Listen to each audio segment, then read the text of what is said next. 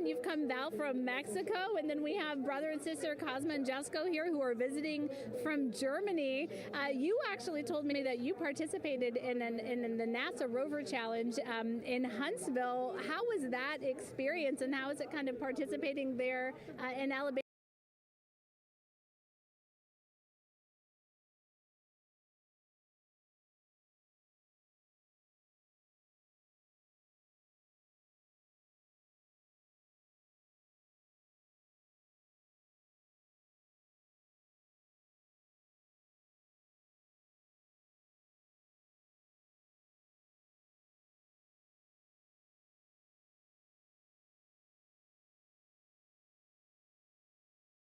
Actually telling me, Saku, that you're interested in becoming an astronaut with JAXA, pursuing your PhD to be able to do that. Tell me a little bit about that. Yes, actually, I applied for the Japanese Aerospace Agency, the astronaut selection like 2 years ago, and then I didn't make it all the way, but I'm still working on it, and hopefully I can be at the launch pad sometime, and then I hope to go back to the moon and Mars, and yeah, I'm working on it. Absolutely incredible. And Val, you're from Mexico. We were talking a little bit about women in space. This is a team who, is predominantly made up of women. What is it like knowing that Christina is on that rocket right now, about to be the first woman to travel around the moon? I think that's such an amazing news. It's just so inspiring that we are taking the first Black person and also the first woman to the moon. It's just the first step in humanity and a big step in equality as well. Megan, a lot of excitement here, not just in Florida, but from around the globe, and we're keeping our eye on that rocket, and we're ready to see it lift off. Thanks, Leah. Yeah, a lot of excitement, but also a lot of inspiration. Again, this is part of, or a big part of the reason why. 130.6. Good readback. Aux 1 voltage, 131.3. I copy 131.3. Again, those numbers you hear, they're referring to specific steps in the launch countdown that the crew have to step through in order to get us to launch today. And so we were saying, yes, inspiration, a big part of why NASA does what it does. We want to go together, and we want to explore together to learn more about ourselves and here on Earth. Yeah, humans, I think, naturally want to explore, and so going together, like Lisa said earlier, we're going to go farther and faster than we possibly can alone. And, what a way to celebrate that today. Yeah. Going back to the moon in the first time in over half a century. And we have that great shot there in our small box of the rocket on the pad. And at the very top there, our Artemis 2 crew. Right now, we know that the crew has begun, the closeout crew has begun doing that cabin leak check. So they are currently pressurizing the cabin, and it sounded like it would take about 6 to 8 minutes for them to get to pressure, and then they have to hold that pressure for 5 minutes, right? So yes, that's correct. Yeah, so there's quite a bit of volume. We talked about it being a 6-person tent. I think it's 330 cubic feet. Don't quote me on that number, but they have to, like we talked about, take that initial pressure, wait 5 minutes, and take the second pressure. Yeah, and then it takes about 6 to 8 minutes again to depressurize the cabin. It took a good chunk of time to get to us. Configuration complete. OTC copies. Thank you. And then after the cabin leak checks, then they will finally close the last abort system hatch. So again, chugging along in the countdown, really excited to, again, continue to hear the crew's voice inside Orion, stepping through all the procedures. Yes, it's exciting to hear them making progress, right? It's all good news hearing the crew talk to the ground and working together to get to the launch. And what I think is really cool is that this is the first time NASA is going to have astronauts in low Earth orbit, but also in deep space at the moon. So here's a message from some of the crew aboard the International Space Station right now. Hello, Megan, and a big hello to everyone around the world counting down together to the launch of this historic flight test. If we weren't in microgravity, we would also be on the edge of our seats. Here on the International Space Station, all of us are honored to have the chance to wish our fellow explorers Godspeed. Throughout human history, the moon has sparked our imagination, curiosity, and wonder. With our return to the moon, we're not only going to be learning about its history, the history of our solar system and of our planet, but also about our place in the cosmos. We are so proud of the Artemis team and so excited for what you will see and learn on behalf of all of humanity during your trip around the moon. As we push the boundaries of exploration and expand our knowledge with scientific discovery, we advance our collective civilization together as one.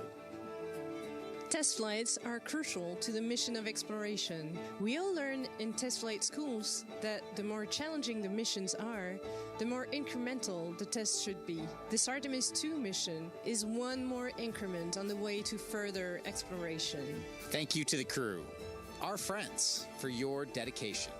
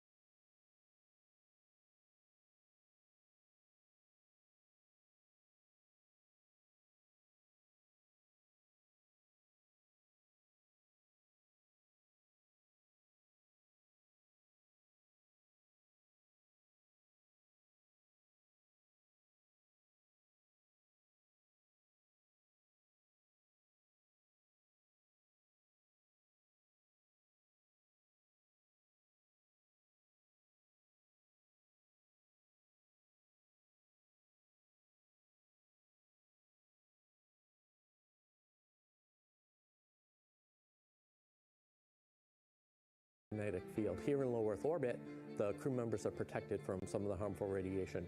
Going to the moon, they'll no longer be protected, so they'll have a higher radiation exposure. Much like Artemis 1, we have so many radiation sensors and detectors that are inside the capsule so that we can fully understand and appreciate the radiation environment for protecting our astronauts. In my hand here, I'm holding a tissue chip model. This is the exact design that's going to be flying alongside the astronauts. We'll be collecting samples from each of the crew members, and we can make these organ chips out of the astronauts themselves. So every crew member will have their own avatar on board, and then upon return, we can evaluate that deep space radiation environment and what that compares to the astronaut themselves. Not only are they going to help change the course of medicine for the astronauts, but revolutionizing that on Earth as well. We're looking at sleep, we're looking at team dynamics, we're looking at how you interact with the environment. We're also looking at the immune system, so what are the biomarkers? We're using saliva as a method to study hormones and different things in your body that may change during a mission like this. And then finally, how do we function after microgravity, being close to the moon, then returning to Earth. Which will ultimately help us achieve our goal of getting humans to Mars. And then on top of that, we have an opportunity to look at the moon from deep space on the far side for the first time in over 50 years.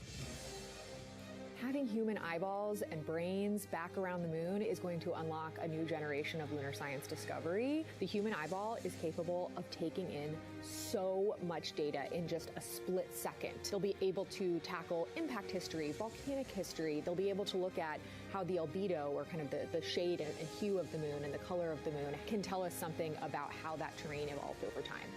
We're integrating science in ways that have never been integrated into human exploration before. We have a front room mission control flight controller position called the Science Officer. We have a brand new science back room where it's basically our brain trust of lunar scientists and geologists supporting the crews of the future. And Artemis 2 will allow us to really test how this works so that future missions are really set up for success. We'll also be deploying some CubeSats. They're small shoebox-sized spacecraft of their own. They're each provided by another country, one of our partners. As they conduct their research, they'll complement what we are doing at the moon with Orion. It is so incredibly exciting to be a part of this mission. And it has been, really one of the privileges of a lifetime. I can see the work I'm doing benefit crew members right now. and benefit the crew members in the future. So it's incredibly exciting and it's very rewarding. As this rocket launches humanity off of the Earth, we'll be setting the stage through our science to prepare humanity to leave Earth and explore the solar system.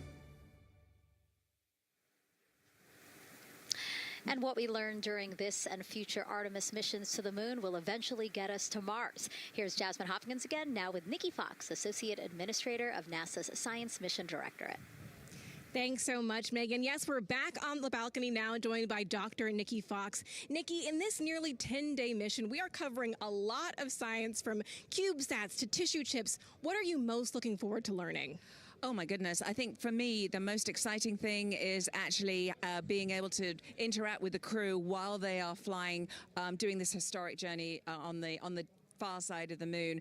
They are going to be seeing pieces of the moon that no human eyes have seen before, which is really spectacular. It's going to be an interesting trajectory. Some of it is in darkness. Then at the Terminator, so in darkness, they'll be able to look for like impact flashes and things when micrometeorites pummel that poor moon. And then at the Terminator, they can see shadows and interesting things, which kind of gives you depth perception. And then, of course, in the sunlit, picking out everyone's favorite craters. Also, if we launch today or tomorrow, they will see a total solar eclipse from the Orion capsule. How cool is that? That is very cool. We are thrilled for this Artemis 2 crew to be able to see the moon in a way that we've never seen before. What is so unique about that far side? Why are we going there? I mean, honestly, it's just, it is unique. It's very different to the near side of the moon. The actual sort of terrain, the morphology, it's very, very different. And so it will be very exciting to see that as we're going past that. Absolutely. And Nikki, you know, we are performing a lot of science at the moon this year, actually, not just Artemis 2. Can you speak to the commercial lunar landers we're planning to send? Yes, we are very, very proud of our commercial partners as they take our payloads for us to the lunar surface. And very excited, next one up is Blue Origin's Blue Moon Mark 1 going. It's got some science on it. It's got the scalps that went on the Blue Ghost. So we'll be able to sort of look at that plume as it's coming down onto the lunar surface, and then also the laser retroreflector that will be the array that's up there too. So even on that first test flight, packing it with science as much as we can. Wow, Nikki, so much science. It's hard to keep track of everything. But the unique thing about Artemis 2 is we're sending crew. Can you speak to the importance of the human element of science? Absolutely. I mean, we can program, like we do with our beautiful rovers on Mars, we can program them to do certain things, and it's what we think we need them to do.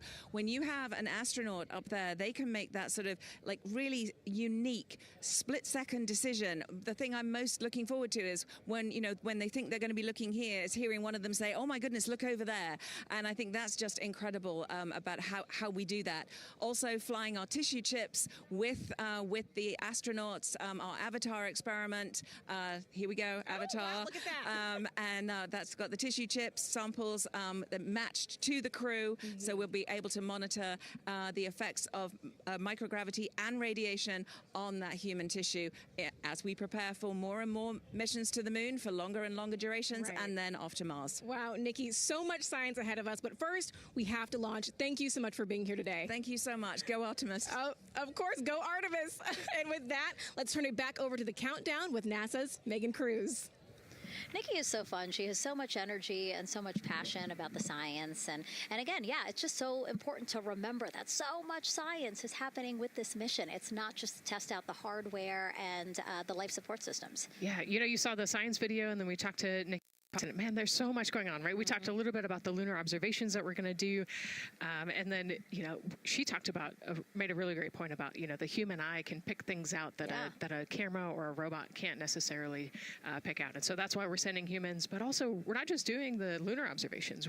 The Avatar, that's a really cool experiment. They took blood samples from the crew, and then they used those stem cells to make bone marrow and create those little Avatar chips, which is feels like scientific, sci-fi movie stuff.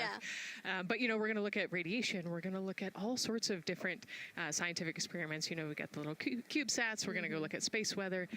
lots going on. Yeah, in this even mission. collecting some of the astronauts' saliva, you can learn a lot about the body through the saliva. So just really a lot in a small amount of time in a small capsule. Yeah, you know, scientific discovery. That's why we go back to the moon. Yeah. And so, again, her energy just so, oh my God, I can't find the words. So wonderful. Awesome. Yeah. I don't know why I couldn't find the word. So anyway, yeah, just really, again, thank you, Dr. Nikki Fox and Jasmine. And so, Nicole, what about answering more questions? Let's do it. Okay, great. First one, what was the word I was trying to get at? No, I'm kidding. Let's have the first question up on the screen now.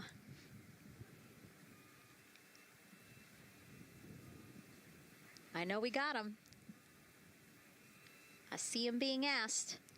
And CDR OTC Orion Earth 1. Go. For your awareness, scrubber cycling is about to be restarted. Integrity copies.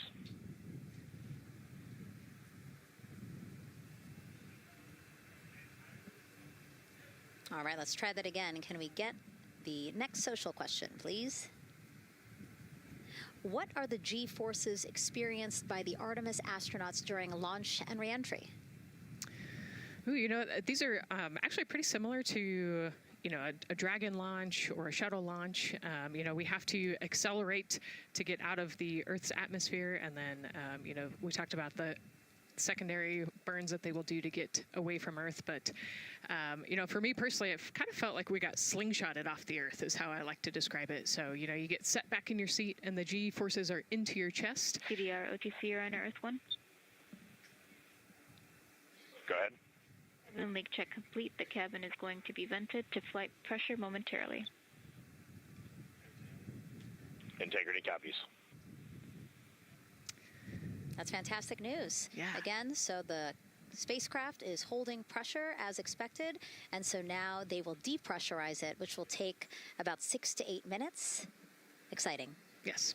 Yeah. Go ahead, Nicole. Like we sorry. talked about, continuing to march towards the launch. Yeah, so the G-forces are into your chest, and it's kind of a slow build, and you can get all the way up to 4.5 Gs into the chest during the launch, and often they have to back off on the thrust a little bit so that you don't get too high in the G-forces, and especially as we go through kind of max Q or that max aerodynamic force, so as they get through the thicker parts of the atmosphere.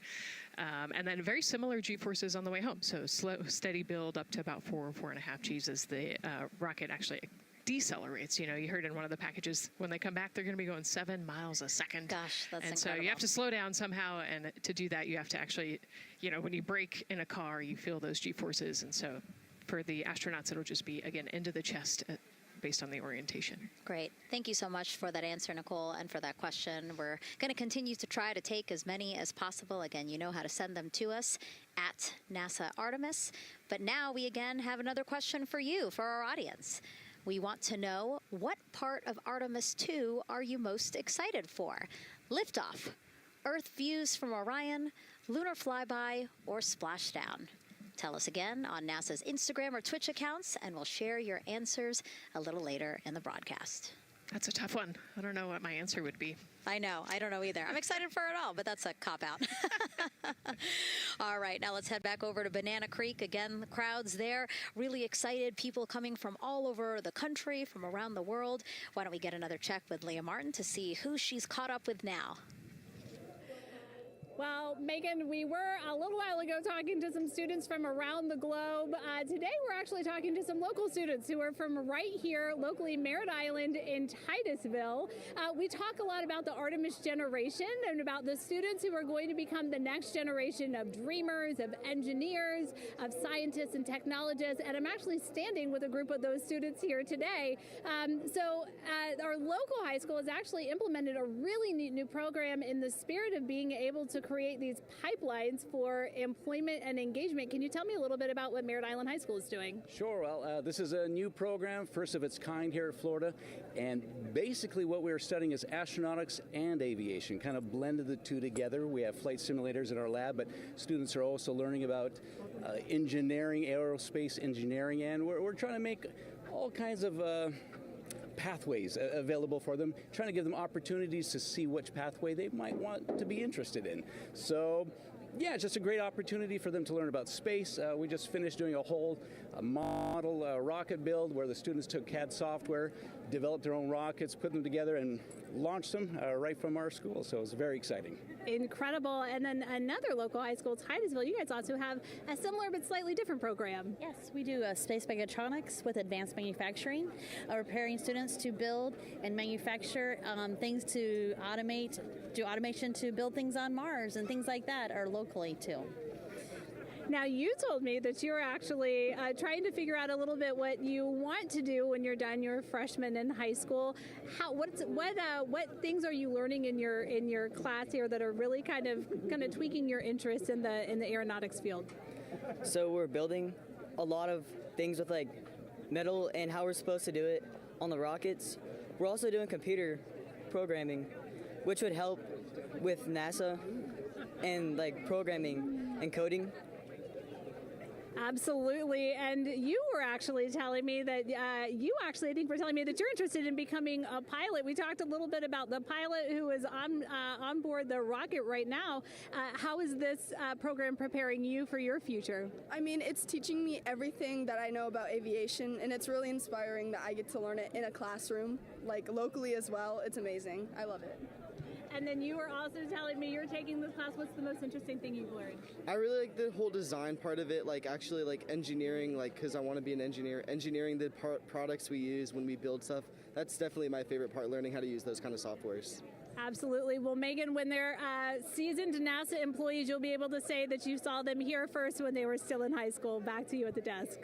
I can also say that they have fans. Nicole Ayers here. As soon as that girl said that she wants to be a pilot, Nicole went,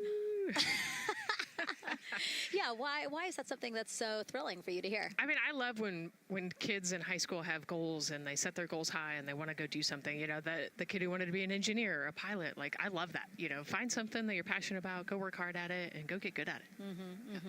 Yeah, and speaking of passion, I mean, we definitely have a whole bunch of people here passionate about what NASA is doing here. Again, the lawn behind us just filled with media from around the world, making sure that they can help tell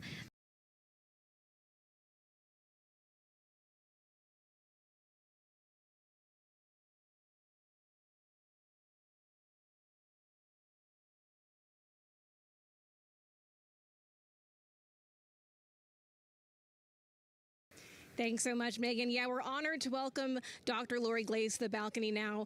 Lori, this is our very first time having crew on an Artemis mission. How does that feel, and how does that change our overall approach to the mission?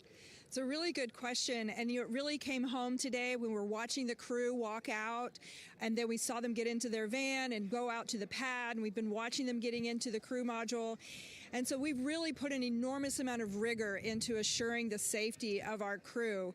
One of the most important things on this mission, different from Artemis 1, is we now have environmental controls and life support systems. One of the most important things we're going to do on this mission is test those out and make sure that we can keep our crew healthy and safe throughout their mission. We also on this mission have an activated launch abort system, which we had the system for Artemis 1, but it wasn't active. But we definitely had that active on this mission. We want the ability, again, if something goes wrong, to be able to have that ability to abort and get them back to the ground, again, safe. Absolutely, Lori. I mean, as you're driving home, safety is paramount here at NASA, and your program is responsible for all of these Artemis elements. We have the Space Launch System, Orion, ground system. So how do you get everybody cohesively on the same page for a day like launch? And that's a great question, and it's really been wonderful to watch our teams working together. We have the ground systems, which are kind of the bookends of our mission.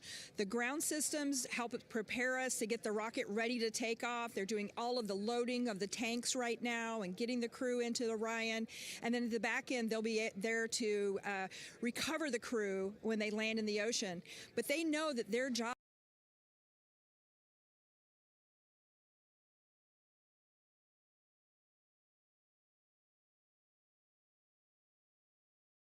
the crew module to the right point in space so that they can conduct their mission. And then again, they have to make sure that everything is ready, that they set them on the trajectory that is going to bring them around the moon and set them up to land in the right place in the Pacific Ocean. And that's their job, and they know how important that is. And they have to work closely with Orion, which again, they also have to work with all the other teams to make sure that everything's working together. And then on top of that, our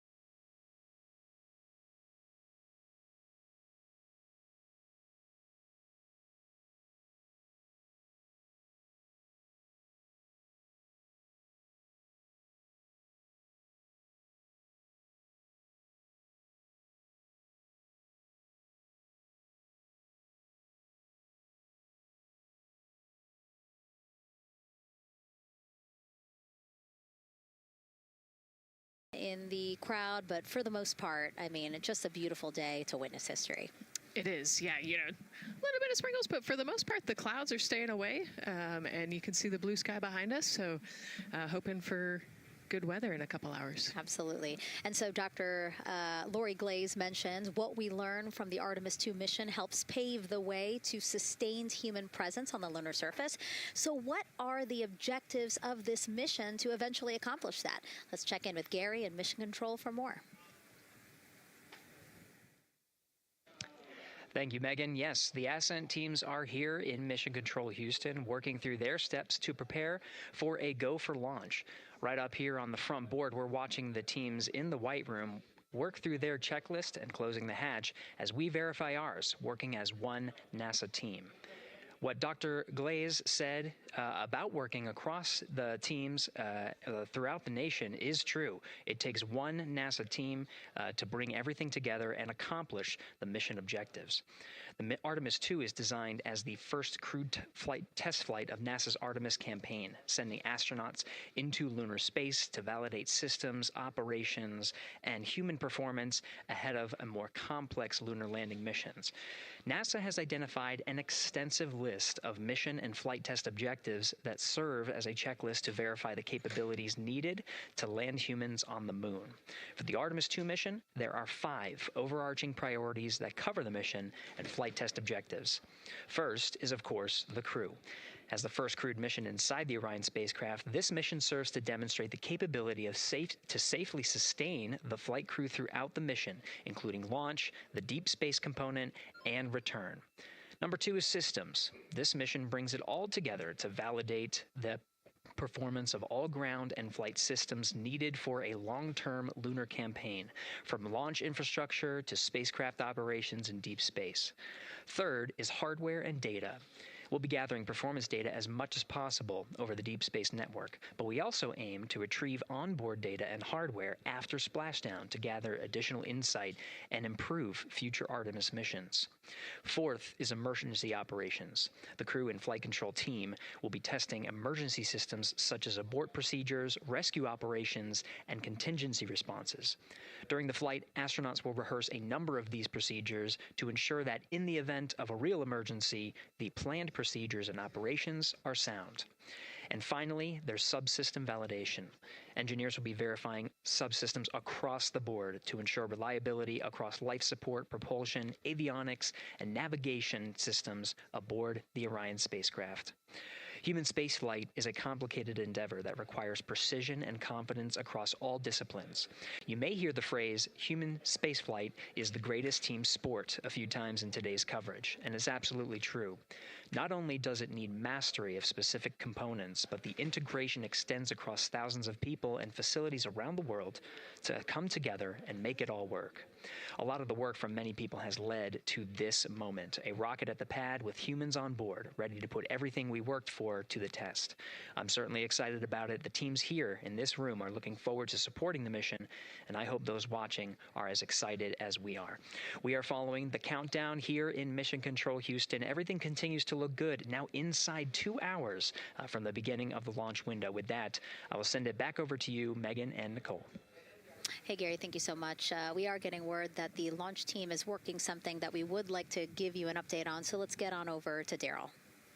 All right, thank you, Megan. And we are live in Firing Room 1 here at the Launch Control Complex. Yes, we are currently not working any constraints with regards to the rocket or the ground systems. But the launch team has been made aware of an issue that the range is working. And currently they're monitoring that work that is going on over at the range. We understand that that issue is related to the flight termination system.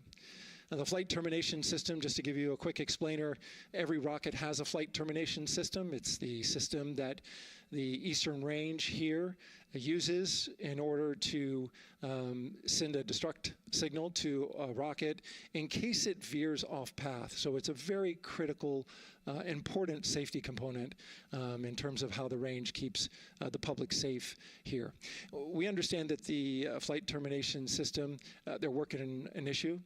And so as they continue to work that issue, they've asked for some assistance from the launch team to help verify some of the work that they're doing on their FTS system.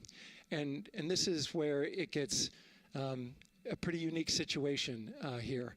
The assistance they've asked for is to verify what's going on with their system. They want to check it to see that the work they're doing is okay.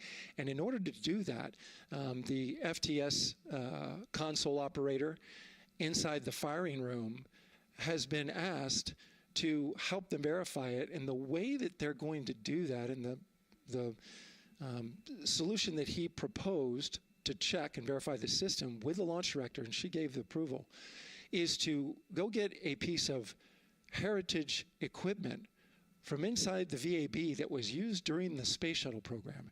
And this equipment is able to receive commands by the range through the flight termination system.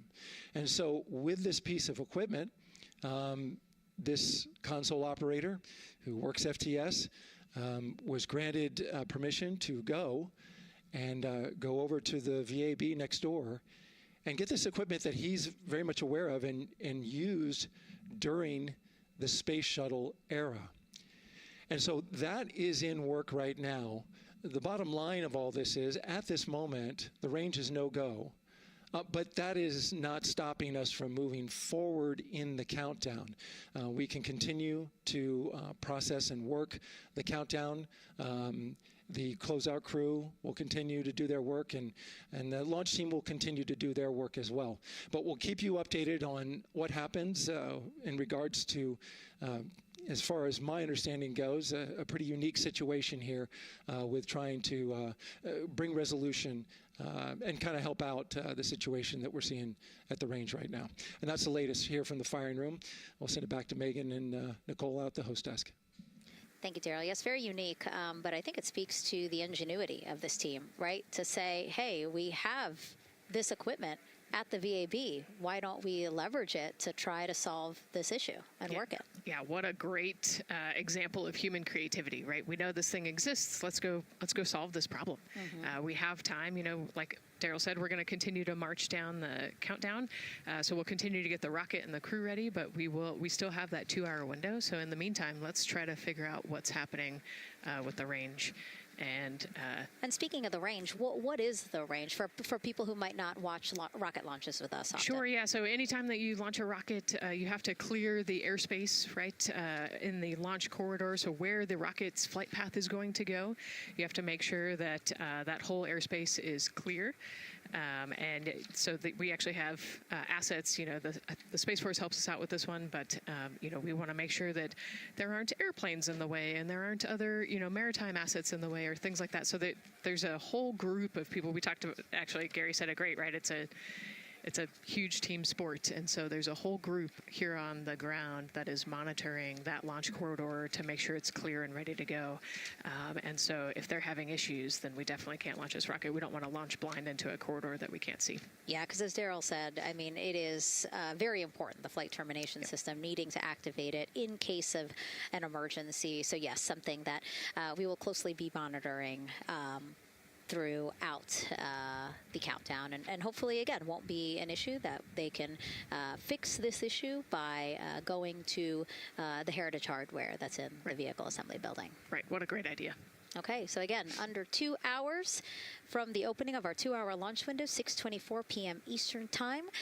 The crew, as you can see there, inside of Orion, relaxing, getting updates from the team, but also just getting in the right headspace for hopefully launch today. Let's learn a little more about each of them now. The moon, to me, it's the thing that connects me together with all the other humans in my life. I remember being a little kid lying in bed at night and just looking out at the moon in whatever phase it was in, and I was thinking, man, my friends that live like 20 miles away, they can probably look out and see that same exact moon. And then when I was in the Navy and I would look out at the moon and I'd be halfway around the planet, I would think, man, my brother can see that moon where he is, and he's halfway around the planet from where I am. To me, it's a connection of life on Earth. We can all look up and see that moon, and it's always changing. The moon is never the same 2 days in a row. I love that. My name is Reed Wiseman. I'm the commander of NASA's Artemis II mission around the moon. I grew up in a little town just north of Baltimore, Maryland, about 20 miles north of the city.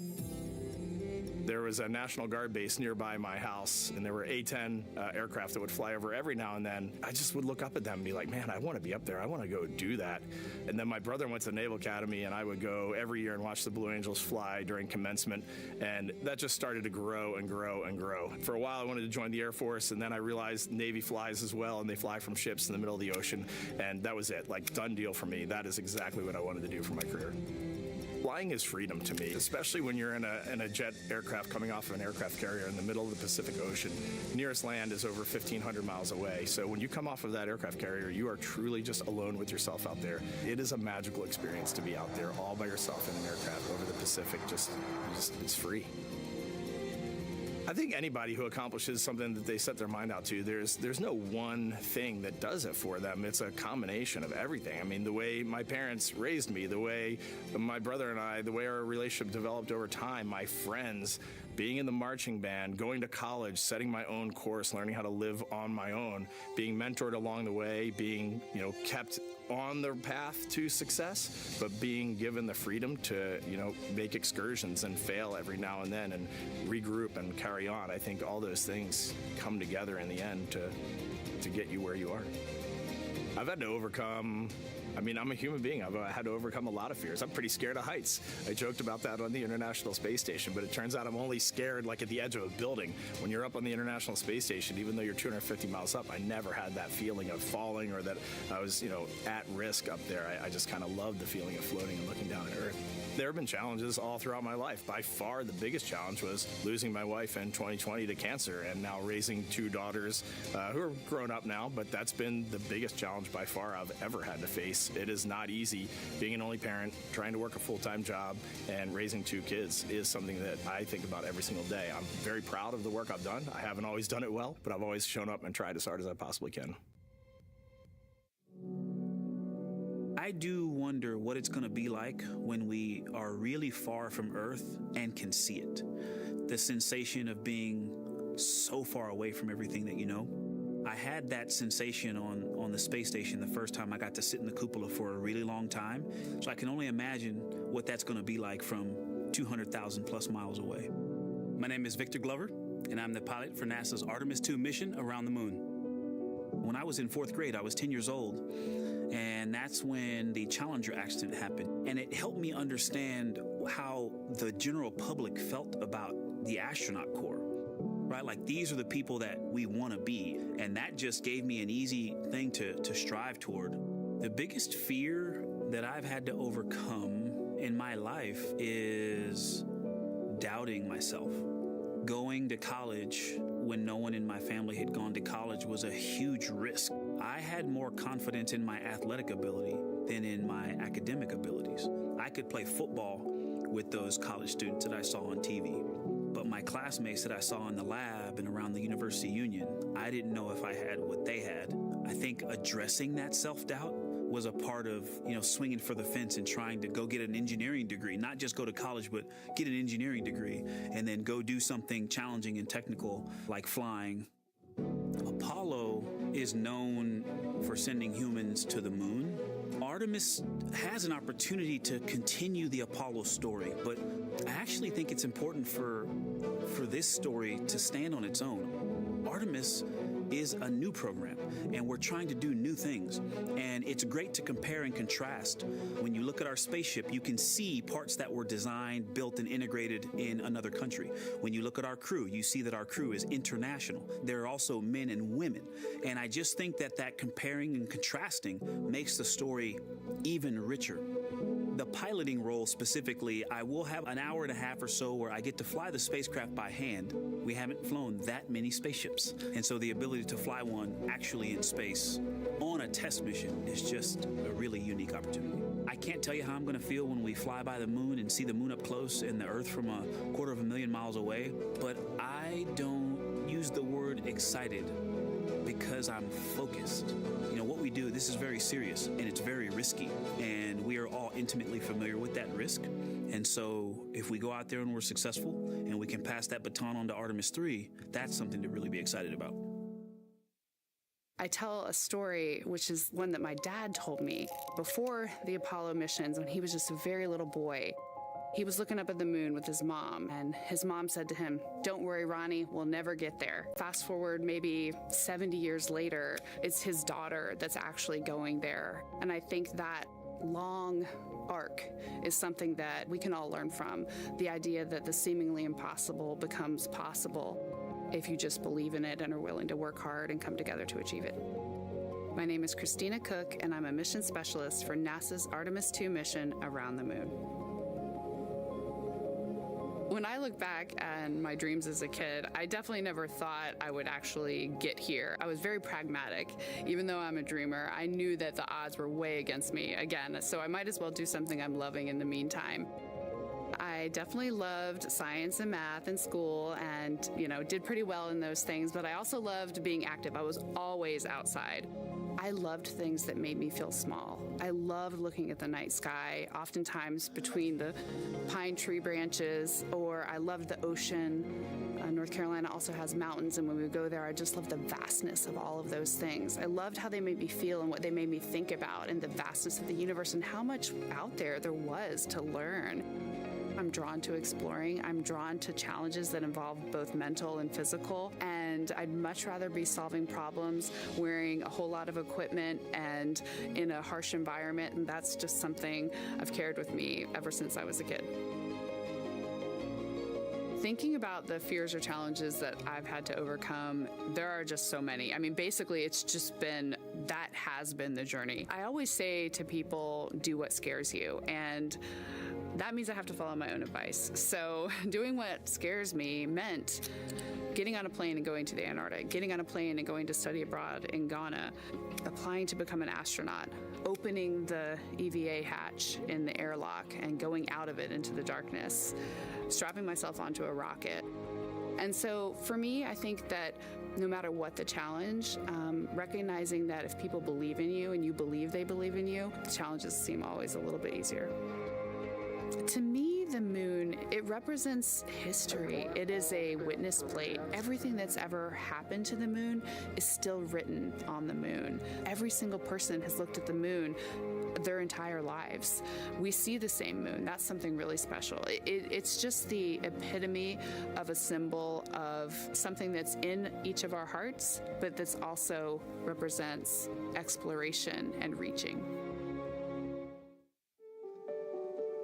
I have this very distinct memory of seeing an image of an astronaut standing on the moon. It's burnt in my brain because I went back to it so many times in my childhood, and I would look at that image, and I know it had a huge impact on me that humans had walked on the moon. My name is Colonel Jeremy Hansen. I'm an astronaut with the Canadian Space Agency, and I'm a mission specialist on NASA's Artemis II mission around the moon. My elementary school years, I grew up on a farm outside of London, Ontario. I spent as much time as I could with my dad on the farm. I learned the value of hard work, for example. If I wanted to go to work with Dad, it was going to be a long day, and I was going to have to not complain, or I wasn't going to get to go the next day. I had a treehouse. I had a vivid imagination, and I changed my treehouse into a spaceship. I made all these dials and controls. I had circuit breakers for switches that I found in the barn, and I was exploring space in my imagination. The most important thing I did to get to where I wanted to go in life, which was flying fighter jets and eventually becoming an astronaut, is I shared those desires with other people. And it turns out, just like you don't go to the moon on your own, if you could, I would have done it a long time ago in my treehouse as a kid. You have to go as a team. I think the biggest impediment to achieving my goals was, of course, myself. And I think that's a common human experience. There are many times where just little things would get in my way, and my immediate interpretation of that was, well, now that goal's out the window. You know, people must have lifted me back up, and somewhere in the back of my head, that persistence came through. And I think that's a common human experience, to doubt ourselves. I've come to this realization that I believe that we all have gifts to contribute, and the goal is to figure out how to use your energy towards adding positively to humanity's existence on this planet. But I love it when humanity sets big goals, like sending humans to the surface of the moon with an eye to eventually going to Mars, because when we do that, we can bring together genius from not just even in one country, but around the world. I've also learned from my indigenous mentors that they refer to the moon as Grandmother Moon. So you've probably heard of Mother Earth. They use Grandmother Moon because Grandmother Moon is responsible for the water in their community, just like the moon moves the water around the planet, affects the tides. And I think that's a really beautiful thing for us as we go back to the moon, to think about all the different cultures around the world and how they view the moon differently. And that's really neat because we all share that same moon in the night sky.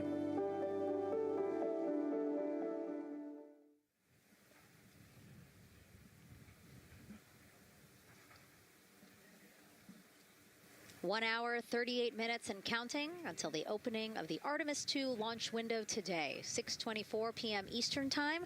And we are looking at the rocket and Orion out on the pad, historic launch pad 39B here at Kennedy Space Center. What a great view, Nicole. Yes, it is. You know, we can see the clouds out in front of us, but they are to the west. And you can see that there's some blue sky peeking through behind that rocket, which is good news. And more people continue to come on center here. About a couple of hours ago, folks with special passes to come on center were allowed to start driving on with family and friends. And of course, we have media growing by the moment here at the press site here at Kennedy Space Center, setting up their cameras, setting up tents, interviewing folks. Again, this great jib shot that we have from our camera here showing all the interest that we have here at the press site. And actually, even to the right of us, so camera left, no, sorry, the right of your screen, left of us, plenty of other people there set up with their own tents, broadcasting to their own viewers. And so again, just really cool to see everybody wanting to share in this moment. Yeah, how many media tents we can see from here. It's a beautiful thing. Yeah. I think it's important to share this message with the whole world. Yeah. And so let's take a look now at people who are watching in other parts of the country. We have this shot here from the U.S. Space and Rocket Center in Huntsville, Alabama. Oh, man, look Just at that. kidding. Museum of Flight, Seattle, Washington. So sorry. Hello to you over there. Sorry, I thought that you were in Alabama. But here you are from Seattle, Washington. Again, the Museum of Flight. They must have had a special event to bring people there to watch, as well as a special event here. Now, correctly, the U.S. Space and Rocket Center, Huntsville, Alabama. Of course, they would have a lot of people here, and I'm sure this crowd will grow when we get closer to launch. Marshall, the home of the SLS rocket. Yes. Yeah, this is a great shot. You can see all the people there, and obviously you've got quite a few artifacts in there as well. Oh, now they know. Yeah, now they know they're on the broadcast. That's too funny. Awesome. Hey, listen, it's all right. We can sit and chill until we wait for the opening of the window. No, there they are. Yeah. Everybody's excited. Thank you guys for showing us your excitement. I know deep down it was in there. It's just that you felt like sitting at the moment, and that's all right. There's a little delay. Yeah, that's all right. Well, thanks so much to those supporting these watch parties and bringing them to us live here. Actually, our video paths are taking quite a circuitous route to be able to bring those live views in from Seattle as well as Alabama, but we're glad that we can be able to share it with you in the broadcast now. And so why are we going to the moon? Why does NASA want to build a moon base there? Here's Megan Carter again with our moon board. All right. Thank you, Megan. Yeah, so we are right around that hour-and-a-half mark, hopefully, for that launch. It's going to be very exciting. So they are going to have a few days to be around the low Earth orbit, and then they'll be heading on to the moon. So, yes, let's talk what will be happening. Why are we going to the moon? So obviously this is not going to be a landing, as we've discussed. They are going to be coming with 4,000 to 6,000 feet around the moon's surface, and this is going to connect us directly to our past. Those Apollo missions did have 6 lunar landings, and the Artemis campaign is looking to build on that past by going back to the moon, staying longer, and then going farther. So how are we going to do that, and why? We have obviously talked a little bit about that lunar South Pole, and we are focused specifically on the far side of the moon for this one for a specific reason. You might have guessed we're going to be looking for some resources especially, and that's going to be water or water ice. That is going to be giving us some really critical pieces for future missions. And as you can see here, we have identified 9 potential landing zones. So this is going to be a critical objective for our crew. Depending on when they launch, it will determine what is going to be visible, but we do have these 9 landing zones right here around the Shackleton crater. And as you can see here, a lot of that area is deep and dark, and that is where we are going to be looking for that water ice, because that is obviously going to give us not just water to drink, but as we know, that can actually be converted into our propellant potentially, that hydrogen and oxygen. So that is going to make the moon a critical place for that moon base, because we want to think of it essentially as a backpacking trip. If you have your tent and your hiking boots and your camping stove and all your gear, you don't want to take that out and be on the trail for the first day and then try everything out. You're going to test things out a little bit closer to home before you go out on that adventure. And that kind of goes for us as well.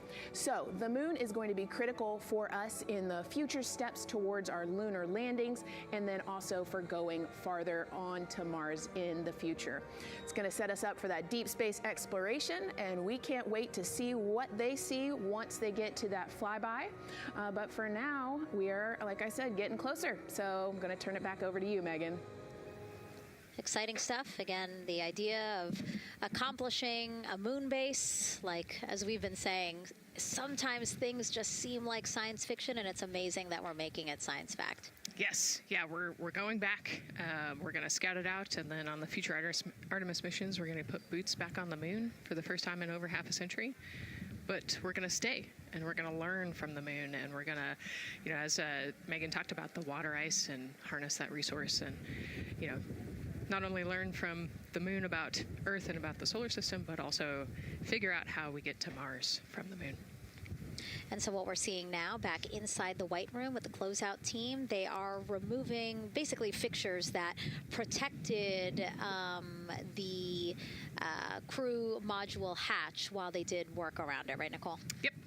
Yeah, so anytime that you're moving around and working, there are some sensitive sensors and parts of the crew module that we don't want to kick or bump into, and so it's easier to just put a guard up while you're working in there and then take it down later. And so this is a visual cue for us that the team is getting ready to close the last hatch, again, the launch abort system hatch. Can you tell us about what the LAS is?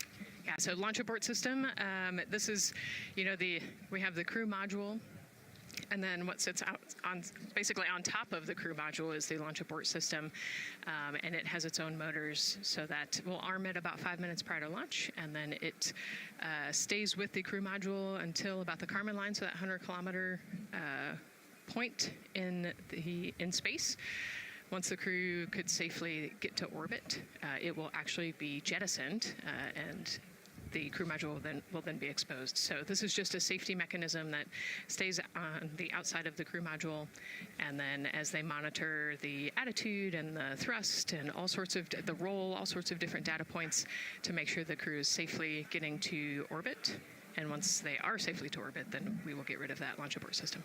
And it looks like they're putting all these parts that they're removing from around the crew module hatch into a bag because they have to take this out with them once they leave the pad, right? Yes, yeah, we don't want anything left up there in the white room, and especially because that crew access arm will move away from the capsule and the rocket, and so we want an empty white room, no FOD like we talked about, so that we can have a safe launch. And this orange tube that you see on the right side of your screen, that had been inside the crew module providing breathable air to the crew. And now again, with the crew module closed and them getting ready to close the second hatch that has been removed and is out of the way. So again, the closeout crew can continue to do their work. Yeah, that's just a duct to provide some cooling air and some breathing air to the crew and the closeout crew while they're in there. That's actually a good point, yeah. And so as we continue to watch the crew prepare to close the launch abort system hatch, why don't we take a look at the crew's mission patch? Now, crews have designed their official mission patches since the Gemini 5 launch in 1965. Reed, Victor, Christina, and Jeremy, they really wanted to play on the abbreviation of Artemis 2 to all, signifying not only the second major flight of the Artemis program, but also a mission to explore for all, by all. The crew chose the iconic Earthrise photo for a reason. It was taken by the Apollo 8 crew in 1968, the first crew to ever fly around the moon. The mission was to prove teams then were ready to land on the moon the same way Artemis 2 hopes to fly around the moon ahead of a lunar landing with Artemis 4. This time, as we've been saying throughout the broadcast, to stay on the moon and pave the way to Mars. Yeah, we talk about incremental steps, right? And so Artemis 2 is very similar to Apollo 8 in terms of that increment. They're going to fly around the moon and set up the rest of the Artemis program for landing on the moon, but also with a nod towards the fact that we do this for all humanity. And I love the thoughtfulness and how much importance they put on their patch design. Another camera angle of inside the Orion spacecraft. I was going to say, we might be able to see Rise, but I think it's right behind Reed's foot there. And so to orient people again, so basically we have Christina in your upper right-hand, Christina in your upper left-hand corner. Then you have Jeremy below her. And then the feet you're seeing, those are Reed's feet. And then next to him, the upper right-hand corner, that is Victor, who's unfortunately hidden by Reed's feet, but again, that is the orientation of the crew inside Orion right now.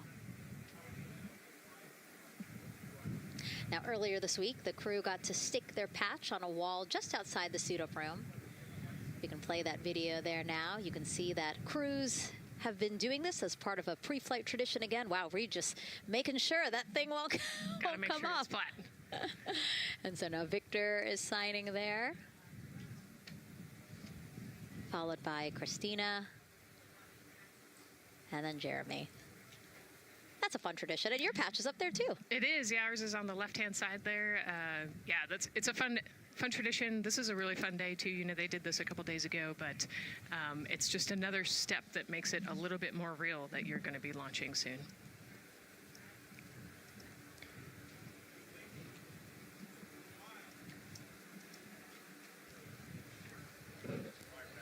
Again, we talked a little bit about this before. The basically like a computer there on Jeremy's leg, a way for him to just check out the data, see some of the data that also Reed and Victor are getting to see, but in those much bigger displays for Orion. Right, yeah, it's basically a tablet on his leg, and it's actually plugged into a cord nearby that allows him to have a screen repeater so he can see what they're looking at. And it looks like he's taking notes. Can you talk a little bit about what that is? It's part of, all of them have like a little procedural book, right? Right, yeah, so they have what we call a knee board, and they'll have blank pages to take notes on. They might have a cue card or procedures, or they can be kind of custom built to what each crew member wants for their knee board.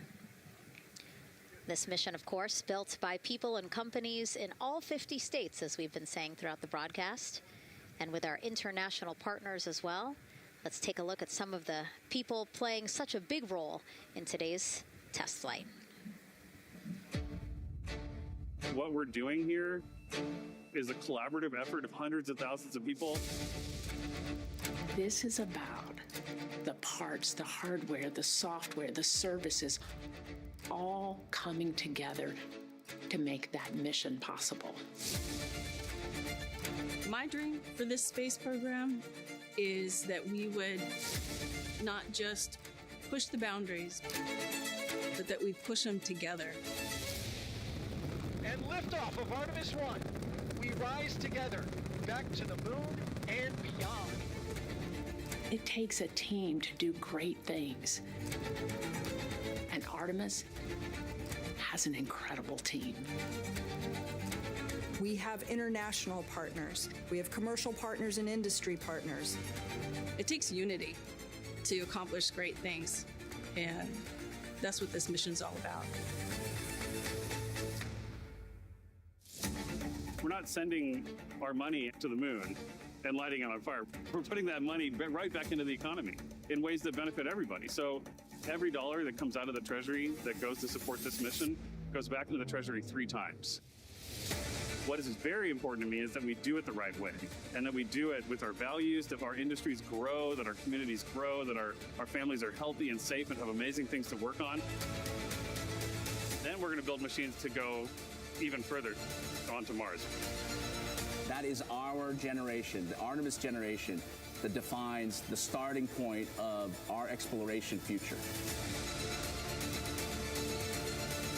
I just want to say thank you to all of the hands that have touched a part of this program and the hearts that have moved everyone to this goal, because we're going to the moon and we're going beyond.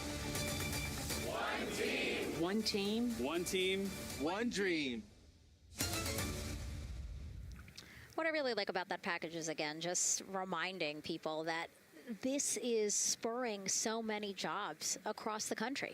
Yeah, across the country and across the world, right? The whole world has a part of this. The Artemis Accords are signed by over 40, 50 different countries. And so, yeah, we're taking all of the taxpayers' money and we're putting it right back into the jobs here in the U.S. And the money, too. You know, when we have more disposable income because we have good paying jobs, that's money that goes back into our economy as disposable income. So really, it is just an ecosystem that NASA is proud to be a part of. Right.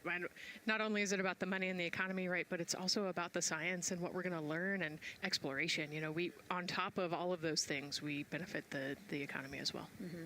Obviously, Nicole is a wealth of knowledge. We're very lucky to have her. We're going to be tapping into that knowledge throughout the broadcast, and we have been for now close to 4 hours. So thank you, Nicole. I hope you're holding up okay. Yeah, I'm loving it out here. It's been great. Let's learn a little bit more about Nicole. Her first mission to space was actually last March. She launched from here at Kennedy Space Center as pilot of NASA's SpaceX Crew 10 mission to the International Space Station. And what a beautiful launch that was. She spent 148 days in space conducting science experiments that could benefit us on Earth. For example, one studied the physics of liquids, which could help researchers deliver medicines more effectively. She also conducted an almost 6-hour spacewalk to help upgrade the orbiting lab's power system. Nicole is a lieutenant colonel in the U.S. Air Force and flew one of its most advanced aircraft. She was born in San Diego, California, and is a twin. That's a cute photo of the two of you. Oh, that one too. Young explorers, yeah. Yes, yes. That's so great to just see how far you've come. Again, I think that speaks to what we've been saying. Like, you know, just if you're passionate about something, go for it and see where that takes you. Yeah, I think that's a great example. You know, I was a serious little kid with really high goals, and just kept working hard and never got bumped off the path and ended up here. I think it's a testament to the human, like we talked about, if you're willing to work hard, be a good team player, you can really get anywhere you want in life. And that's what I love to talk about. Christina has mentioned similar things. And so it's been kind of a theme for the day. Yeah, definitely a theme for the day, a theme for the team. The team has said the same, the crew has said the same sort of things. So absolutely, Nicole, thank you so much for being here. And hopefully only a little bit more until launch today. Hopefully. So today's Artemis 2 test flight will mark only the 7th time NASA astronauts will launch on a new NASA spacecraft designed for crew. And then controlling the flight will be Mission Control in Houston. Our Gary Jordan is inside with flight controllers. Hey, Gary. Hey, Megan, you are right. This is a significant milestone, and we may be putting the names of a few more astronauts in the history books today. The Artemis 2 crew is set to launch today will join a select list of humans to fly in a spacecraft for the very first time. And Artemis 2, like missions before it, is a test mission. During ascent, the crew and the teams here in the room are prepared for a variety of scenarios. Some of these will be called out directly by Capcom's Stan Love during ascent, and some are a little more subtle. These calls can be split into 2 categories: alternate main engine cutoff or MECO targets and aborts. First, there are 2 alternate MECO targets, or AMTs. These note milestones to give flight control teams and astronauts an idea of what would happen after that moment should the core stage lose one of the main engines. First is AMT low. You won't hear it called out by the crew or Capcom since this happens right at liftoff. If the core stage loses one engine at this moment, an abort once around option could be made at main engine cutoff, meaning the crew could target a splashdown in the Pacific. The second is AMT high, which would be called out by Capcom's Stan Love around 22 seconds. After this moment, if the core stage loses an engine, we can still pursue an alternate mission in low Earth orbit to accomplish some of the test objectives.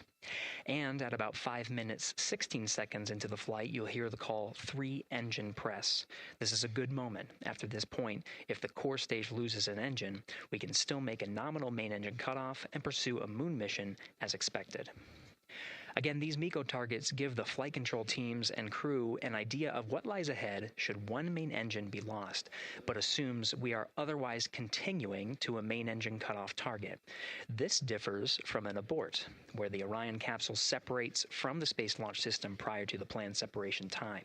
There are abort options at every moment that integrity is attached to the Space Launch System, from the pad to more than 3 hours into the mission.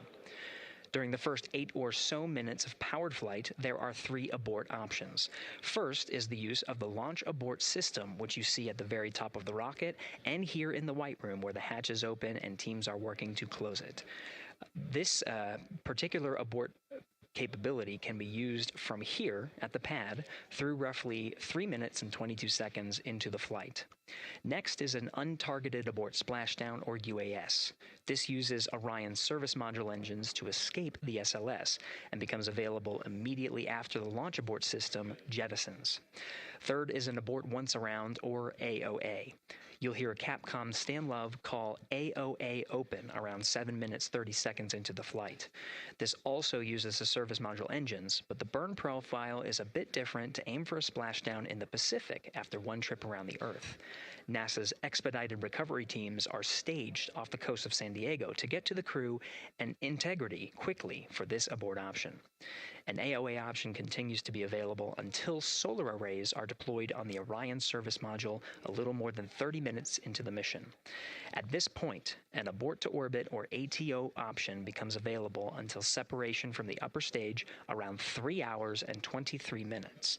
Mission profiles can vary depending on when an ATO is executed in that window, but with power being drawn from solar arrays, it buys more time for astronauts and flight control teams to make decisions and stay in Earth orbit, return for a splashdown, or continue to the moon. The Artemis 2 crew and flight control teams are well trained on all of these scenarios, and the calls you'll hear to the crew on Orion to Earth may help them be in a ready state for whatever challenge may come their way. At this time, we're not tracking any significant issues here in Mission Control in Houston, Texas. That would be showstoppers for today's launch. We're continuing to, of course, monitor the countdown along the way and make sure all systems are go for when we reach T0. With that, I'll send it back to you, Megan. at the Kennedy Space Center. All right, we are ready for another reading if you are ready over there. Yes, sir. CBA is steady at 2,600 PSI. All right, copy that. And you know, the more times we ask you to do that, the closer we get to launch, so that's a good thing. Copy. You heard it there from NASA Test Director Jeff Spaulding. The more that they keep on asking her how the pressure is holding in the counterbalance assembly mechanism is a good thing, because it means we are getting closer to launch. So that's amazing news over the loops that we just heard on Orion to Earth 1. Again, that communication channel with the crew. But now I want to get back over to Daryl with the launch team. He has an update now on the flight termination system that the team was tracking. All right. Thank you very much, Megan. And we're getting an update now from the launch team as we speak.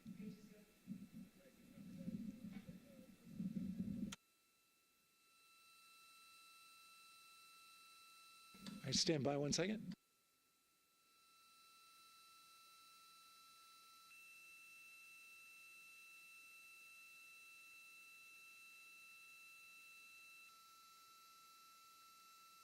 Okay. Sorry about that. We were just getting an update, in fact, about what I was about to report out on the range. And the good news is the range is go. So we reported that they were working to verify their equipment regarding the FTS system. And they asked for a little of that verification work to be done by one of the FTS engineers here in the firing room. He went out to the VAB to get some legacy hardware to help out with it. But in the end, this is a fix that the range had come up with to get clearance, to clear the range rather, and to as well work the FTS system. And so now they are go. Again, the range is go. That is no longer a constraint. And so you combine that with the fact that the rocket and the ground systems here also working, no constraints, clear board here is great news.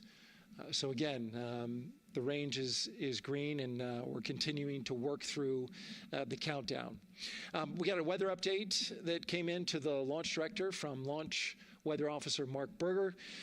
He reported out that there's still a little bit of feisty weather activity that's happening up in the Titusville area. That's the city neighboring the Kennedy Space Center. Those showers had passed over Kennedy, and then now they're currently over in Titusville, currently still within that mile kind of constraint of flight through precipitation rule. But we're still far enough from the window that it looks like it won't be an issue. And in fact, we're seeing some good sunlight now breaking through onto the launch pad. As you can see, it's actually shining on the other side of the rocket here. But to the west, we're starting to see some of that clearing that was forecast. And so the launch weather officer held his forecast for 80% go for flight during our launch window tonight, which, as a reminder, is 6:24 p.m. Eastern Time until 8:24 p.m. Eastern Time.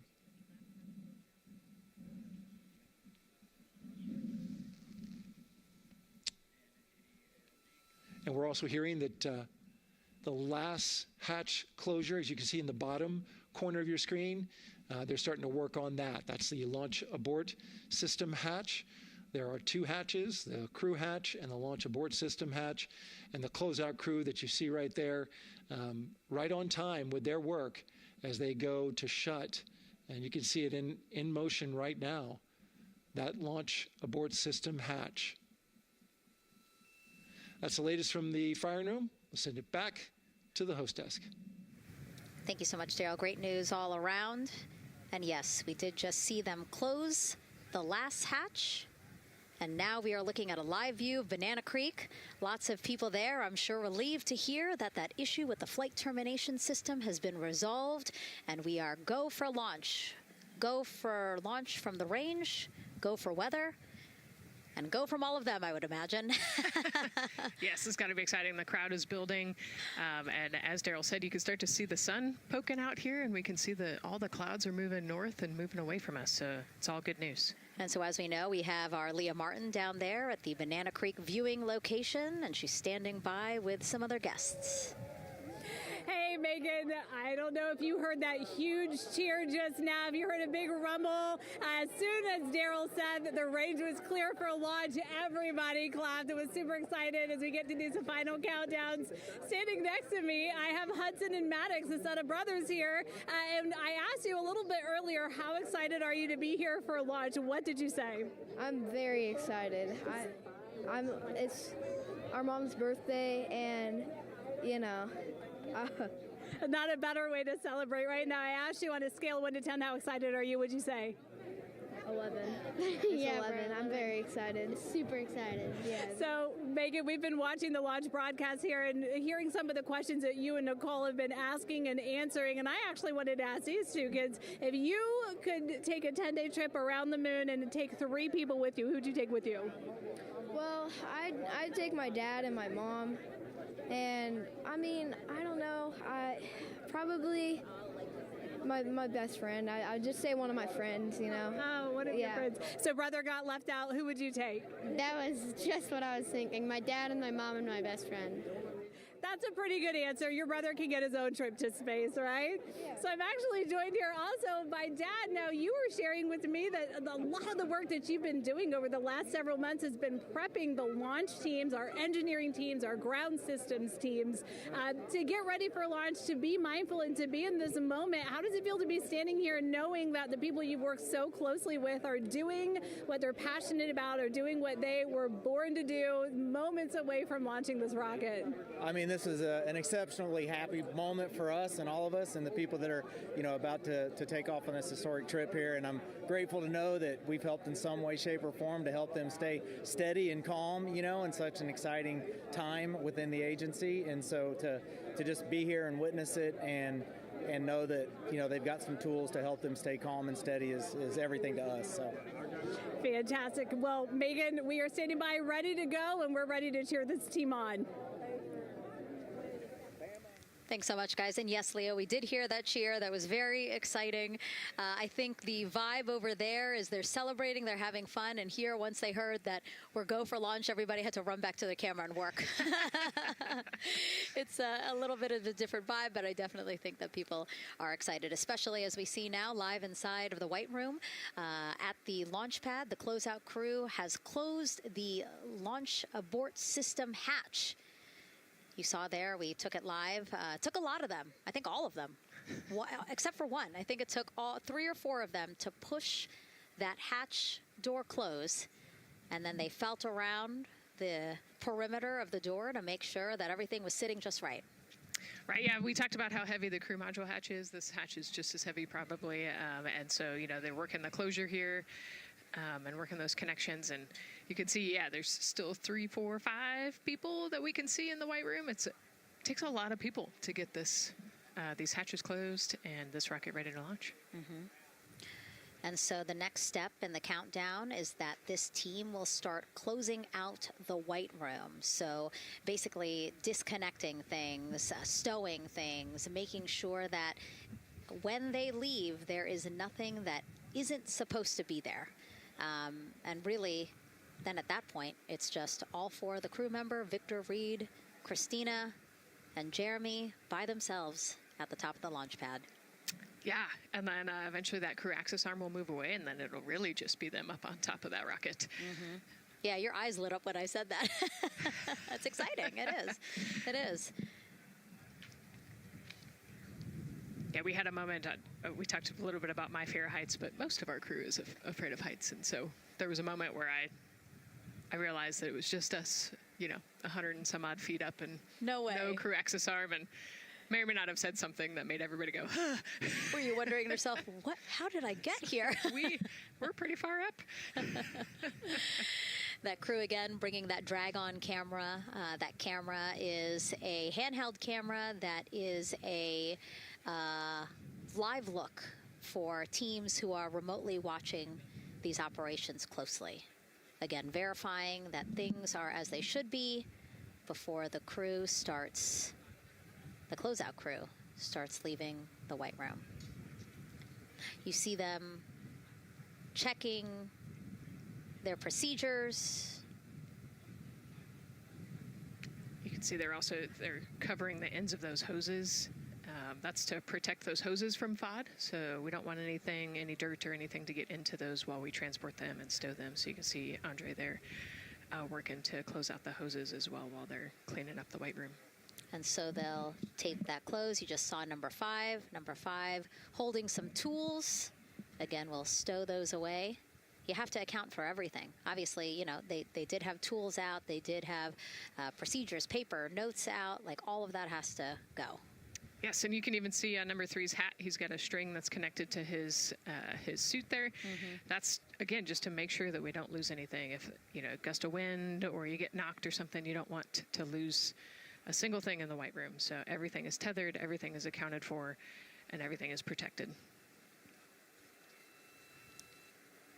The crew now, another live view of them inside Orion. Jeremy, Christina, and Reed and Victor on the right side of your screen. What do you think they're thinking right now, Nicole? Oh man, just over an hour to launch.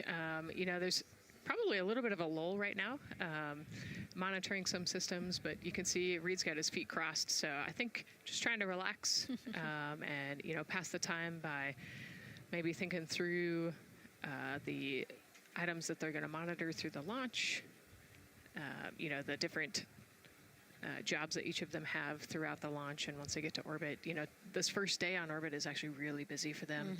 Mm-hmm. They've got, you know, 2 burns that they have to monitor. They've got to get the system set up, and they've got to get the cabin set up. So there's a lot going on in the next 24 hours for this crew. I think they've got a couple sections where they get to take a nap, but I don't think they get a full night's rest for quite some time. So, yeah, you know, going through what's next. And so as we say that, I mean, imagine what it would be like to live in a spacecraft for 10 days. Let's take a look at what life will be like in Orion. Artemis 2 is our first crewed mission back to the moon since the Apollo program. A lot of the focus of Artemis 2 is really checking out systems to be sure that we're ready and well positioned for continued human exploration. My name is Susan Baggerman, and I'm the Chief Health and Performance Officer for the Orion program and the Artemis 2 mission. And this is 10 Days in Orion.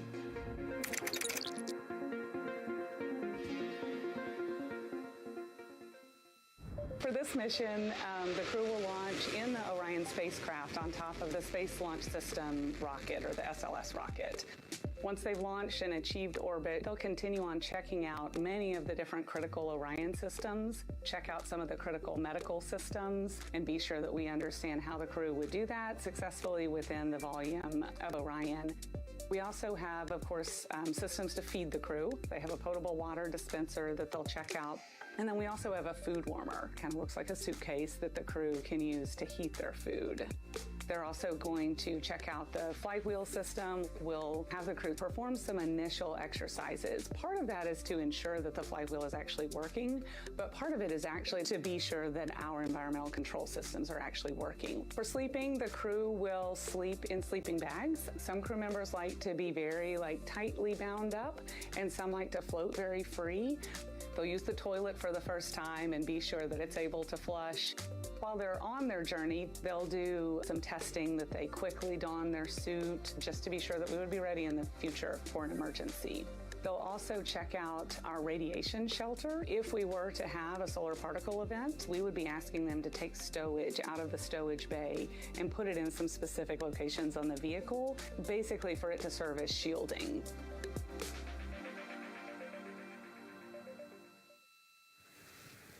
And so I want to talk a little bit more about what we just heard in that package. I am interested in the space food. So Reed, Victor, Christina, and Jeremy have a pretty big menu to choose from, so that's really cool. We're actually going to pull up a graphic now that kind of shows you some of the food that they're going to have with them on their 10-day journey around the moon. We know of more than 10 types of beverages. There's coffee, a mango peach smoothie, apple cider, lemonade. So those all sound delicious. And now I've just remembered I haven't eaten lunch. They're actually not too bad. I actually have a mango peach smoothie with me today. No way. Yeah. So you can see they come in these little packets here, but it's just kind of a dried powder that you add water to. So this would actually, you'd add 175 milliliters of water and let it sit for 2 to 5 minutes, and then you can stick a straw in it. You saw in that package they put a straw on the top septum portion there, and then you can drink it. And so this is the packaging. This is food that you brought up with you, or that you had while you were at the ISS. Yes, yeah. Actually, this is all food that we have available to us on the standard, what we call the standard menu on the space station. And so, actually, the graphic there showed quite a bit of the standard menu that they're going to take with them. So, yeah, let's pull space it back food is space food. Yeah, we can use the food that we have been using. You know, our food lab at Johnson Space Center actually creates that food, and then they stabilize it and they package it for us and everything. So they do a really wonderful job out there. We've got different types of food. You know, you can see I've got this is a soup, tomato basil soup. So thermal stabilized. It's already hydrated, so you just throw it in that food warmer that we talked about, and then you can eat it. But then we also I have some shrimp cocktail here that's you know, irradiated, so it's in a package that protects it. I'll show you. I've got a brownie too. That's probably my favorite one. But are we eating it? We might, if you're. Yes. Look, see, they want us to eat. I don't know what happened, but it worked out. With what we were saying here. So it's in an outer package to help protect it against, you know, radiation, and then it's in this inner package. And so this cosmic brownie, actually, the trick, Anne McLean, my crewmate, taught me. The trick is you got to put this in the food warmer and get it nice and warm, and then you can get it. But so what we do is we just take scissors and you open it up, and then it comes right out. So these brownies are nice because they don't have a ton of crumbs, and so you can actually just eat it pretty easily in space. You know, if you imagine, that would not happen in space. It would not fall. But yeah, so we've got all sorts of things that you can actually eat. The menu's pretty good and pretty diverse on the space station, and then as you saw, pretty diverse for Orion. Nice. Yeah, that's amazing. And again, here's a look at the crowd that's starting to continue to grow here as we get closer and closer to launch. We are now under an hour from the opening of our 2-hour launch window at 6:24 p.m. Eastern Time. And so let's take some questions from social media. We haven't taken some of those for a while. You put that brownie away, Nicole, or I'm going to steal it. Nicole, we have another celebrity who submitted a question. Let's take a look. Okay. A quick question for the Artemis crew. What food from Earth would you bring with you into space? And why would it be lasagna? Because that's the greatest food. Again, not really a question. Yeah. Because he was like, it's lasagna. It's got to be lasagna. You know, there is lasagna on Space Station, and it wasn't too bad. Probably not my favorite food of all, but yeah, lasagna's not a bad option. It's a high-calorie meal. If you're trying to, you know, carb load for a spacewalk or something, it's a great option. Yeah, I remember Christina saying that her favorite food on the menu, and actually, she was saying that she was getting in trouble because people kept on saying, you can't eat mac and cheese every day, Christina. You know, we mentioned the mac and cheese and brisket earlier. Man, I would put those two on a tortilla. That would be great. That sounds delicious, delicious. Well, thank you so much, everyone, for sending in those questions. For everyone from a 5-year-old that we got a question from to all the way to Roy Woods Jr. there, a comedian. So thank you so much. And if you're just joining us, welcome to the Space Coast of Florida, where we are counting down to liftoff of Artemis 2. You see a beautiful aerial shot there of our rocket on the pad. For the first time in more than 50 years, we are sending humans to fly around the moon and back, and we're taking you all of you with us on this next chapter of human spaceflight. I'm NASA's Megan Cruz, and this is NASA astronaut Nicole Ayers. Great to have you here, Nicole. Yes, this has been a beautiful day. Excited. We're continuing to march towards this launch. Yeah, and if all goes as planned, this crew could travel farther from Earth than any other humans before them and see parts of the moon no one has ever laid eyes on. How exciting. Yes. Exciting is an understatement, I think. That's true. We're going to see the far side of the moon for the first time by humans in a long time. It's important.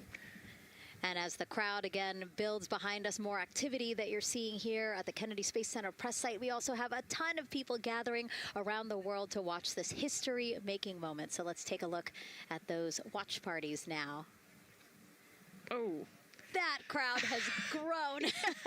We checked with them probably like 30 minutes ago, and it was half that. But again, as we get closer and closer to launch, we are seeing more and more people gather together, wanting to experience this together and not just in a vacuum at home, you know? Yes, this is so exciting. Look at all of those people. Man. And now here we are back in Seattle, the Museum of Flight. Again, people gathered there to show their kid. We see someone walking in the second row there. His first crewed launch to the moon. How exciting. That is exciting. Hello, everyone. Woo. Oh, that's so great. And now let's get you up to speed on what's happened so far. Again, we are now within an hour of the opening of our launch window. So what has been happening so far today? Well, a lot. After waking up and grabbing a bite to eat, our Artemis II crew suited up inside the historic crew quarters, a tradition that dates back decades. Teams helped them into their custom Orion crew survival suits, and just like other crews before them, they gathered around a table for a card game to pass the time, but to also burn off any lingering bad luck before they walked in the footsteps of every NASA astronaut launching from Kennedy Space Center since Apollo 7 in 1968. They walked outside the Neil Armstrong Operations and Checkout Building to greet a crowd of family, friends, supporters before getting into their Astrovan for their security-escorted ride out to historic Launch Complex 39B. They got a close-up look at the SLS rocket, then walked across the crew access arm and climbed one by one inside their Orion spacecraft. After that, teams conducted final checks with the crew before closing both hatches, the crew module hatch, as well as what you're seeing there, the launch abort system hatch. And now we are back live at the pad where the closeout crew is getting ready to leave the White Room. They are now tethered, Nicole, because they are about to move some pieces that connect the Orion spacecraft to the White Room, correct? Yes, there's kind of what I would call a shroud. You can see them working that there. So it is actually connected so that way the gap between the crew access arm and the crew module, and well, I guess that's the LAS there, is covered. But they're about to remove that so that the crew access arm is not connected to the rocket in any way so that it can retract here in the next few minutes.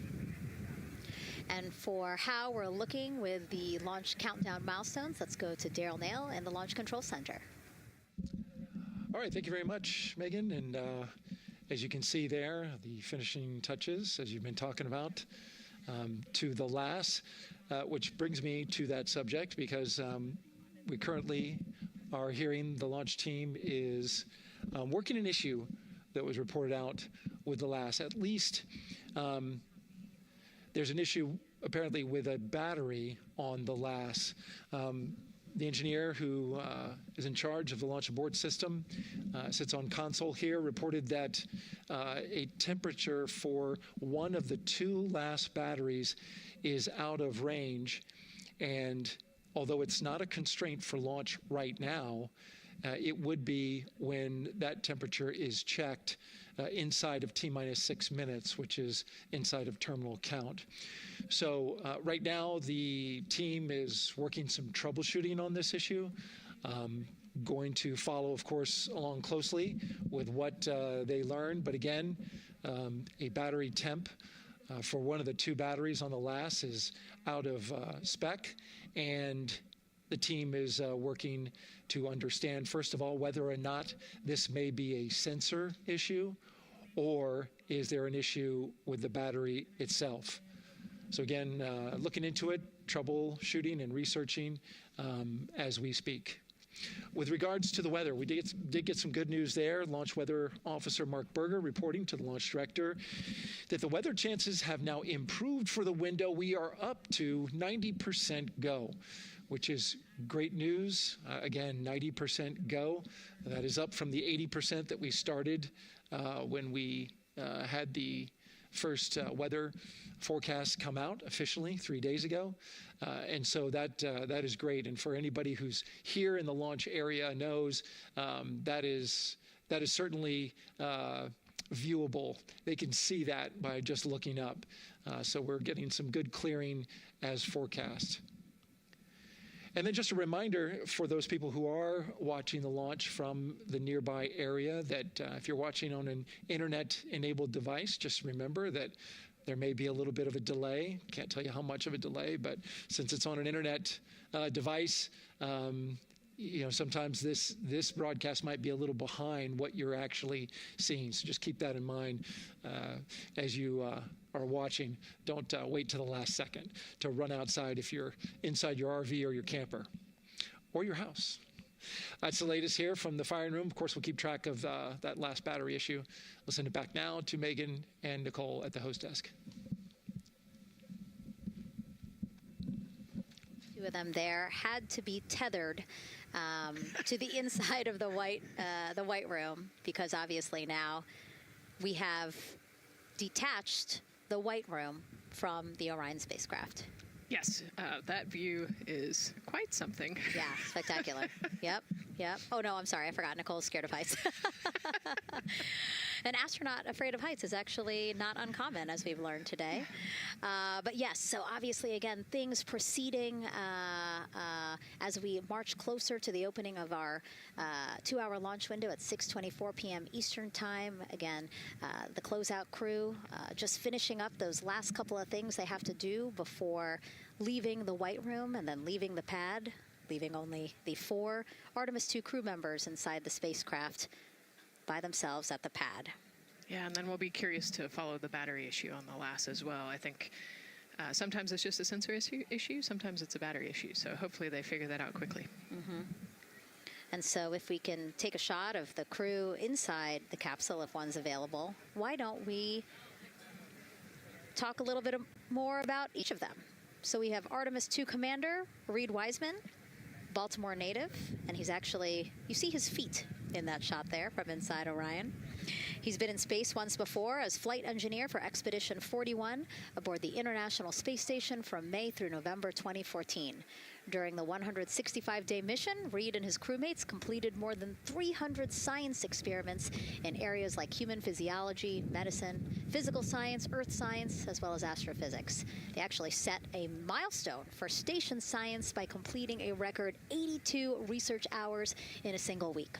He also served as chief of NASA's astronaut office from December 2020 to December 2022. His 2 daughters were out to wave goodbye to him as he made his way to the launch pad. And again, there's Reed's feet. Reed is the one sitting in the seat to the right, closest to our camera there. So looks like he's relaxed by the body language of his feet. Yeah, I think they're kind of in a holding pattern, if you will, or a waiting period. So it makes sense that he's a little bit relaxed. He's also kind of just a relaxed person in general. He's wicked smart, but has a demeanor that keeps everybody calm. And so I think we're seeing that here today. And so in this shot, Reed is the one sitting on the left, and to his right, Artemis 2 pilot Victor Glover. NASA selected the California native as an astronaut in 2013, and at the time he was actually serving as a legislative fellow in the United States Senate. His first trip to space, November 2020, pilot of NASA's SpaceX Crew 1 mission. That was the first operational mission of NASA's Commercial Crew program, which resumed launching American rockets from American soil to the International Space Station since the end of the shuttle program. Victor is a U.S. Navy captain and naval aviator who served as a test pilot, racking up more than 3,500 flight hours in more than 40 different aircraft. So again, he probably feels pretty at home in the pilot seat of Artemis 2. Yeah, I think he does. He got to say goodbye to his wife and 4 kids. Again, those were the family that he had here at Kennedy Space Center before the 4 of them drove out to the pad. Yeah, and you can see there, we talked about Victor's energy earlier, and you can see him working through, pushing some buttons on the displays. Looked like he was pulling up a procedure, so he's following along and ready to go, looks like. And then mission specialist Christina Cook, sitting on the upper left-hand corner of the screen there, native of Grand Rapids, Michigan. Was selected to the astronaut corps in 2013, same class as Victor. Served as flight engineer on the International Space Station from March 2019 to February 2020. During that time, she set a record for the longest single spaceflight by a woman with a total of 328 consecutive days in space. How cool. She also participated in the first ever all-female spacewalk. And before becoming an astronaut, Christina helped build space science instruments and led scientific fieldwork in some of the most remote environments on the planet. Her hobbies include surfing, rock climbing, and community CDR, service, yoga, and photography. Go ahead, NCD. There's a couple of suppressed overvolt messages. We're going to go ahead and clear those off your screen. We see them and we copy. All right. NASA test director. We're still working here, trying to get through everything. So we're getting close, and then trying to talk that other issue that we just picked up a little bit ago. But I think work-wise, we're doing really well. Sounds good, NTD. We're doing great on board. Glad to hear it. NASA test director giving an update to the crew.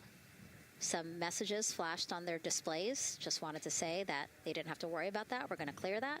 And that also just reassuring the crew, again, that they are tracking and working the issue with the launch abort system battery. Yeah. All right. And then first-time flyer, Canadian Space Agency astronaut Jeremy Hansen will fly to the moon as mission specialist on the Artemis 2 mission. The London, Ontario native selected as an astronaut in 2009. After that, he worked as Capcom at NASA's Mission Control Center in Houston. Capcom stands for Capsule Communicator and is the sole direct voice communicating with astronauts while in space. Jeremy also participated in training exercises, really cool ones like living on the ocean floor off the coast of Florida to simulate deep space exploration for a week. In 2017, he became the first Canadian to lead a NASA astronaut class. He also enjoys getting out on a sailboat, rock climbing, and mountain biking. He has a wife and 3 children. And he's the one that you see bottom left-hand corner of your screen. I know, I'm trying to see what he's doing there. Christina's looking too. And so there is your Artemis 2 crew inside the Orion spacecraft. And this is actually the 7th time NASA astronauts will launch on a new NASA spacecraft designed for crew.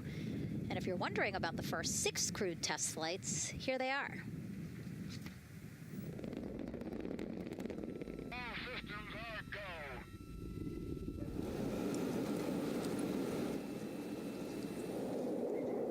Gemini 3, Gus Grissom, John Young, March 23, 1965.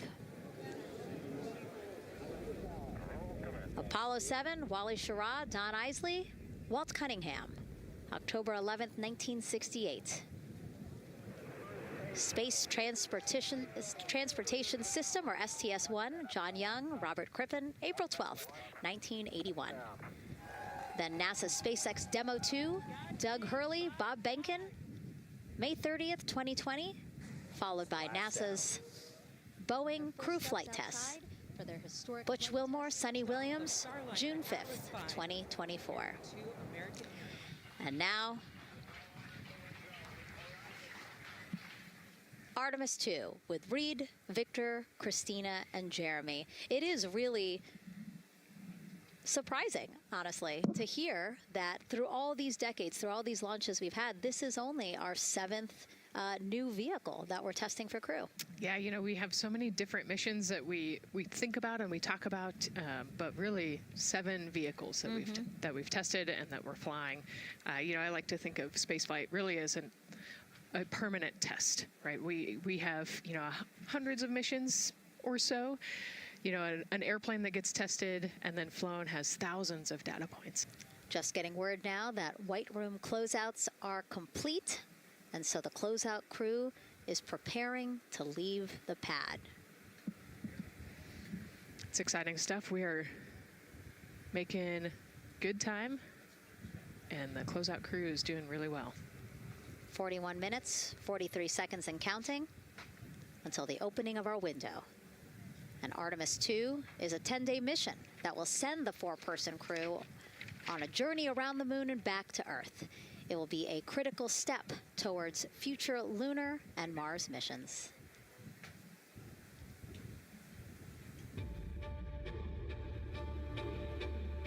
We're going back to the moon because it's the next step in our journey to Mars. We need to go explore the moon. There's vast regions of unexplored areas with the coldest, darkest places in our solar system. This is a test mission, and when we get off the planet, we might come right back home. We might spend 3 or 4 days around Earth. We might go to the moon. That's where we want to go, but it is a test mission, and we are ready for every scenario as we ride this amazing space launch system and the Orion spacecraft. But another reason we're going back to the moon is to fulfill NASA's mission, which is to explore the unknown in air and space, to innovate for the benefit of humanity, and to inspire the world through discovery. And when we succeed and when we accomplish the things that we set out to accomplish, that inspiration not only can set up new things to happen, but it also is a reminder in tough times that we're capable of doing great things when we work together. The thing I love about the moon is that it's not just a beacon for exploration and this platform of possibilities for incredible missions like this, but it has benefits. That's actually why we're racing towards it. Those benefits are really wide in nature. You have everything from innovation, technology development, not only for future missions going deeper into the solar system, but technologies that come back to Earth. You have inspiration, a whole generation of people starting this pipeline of STEM workers and manufacturers and operators that are excited to see what you can do when you work hard and you come together as a team. When I think about the 4 of us flying around the far side of the moon, seeing that Earth rise, taking images and video and sending them back to you, the feeling that I have inside is hope. We know that Artemis 2 is not the solution for humanity on planet Earth, but it is a contribution in the positive column. We hope that just for a moment that people will pause and say, wow, it's extraordinary when you look back upon the Earth with over 8 billion people, and you see this concrete example of what humanity can do, this extraordinary thing when we set big goals and CDR entity to achieve them.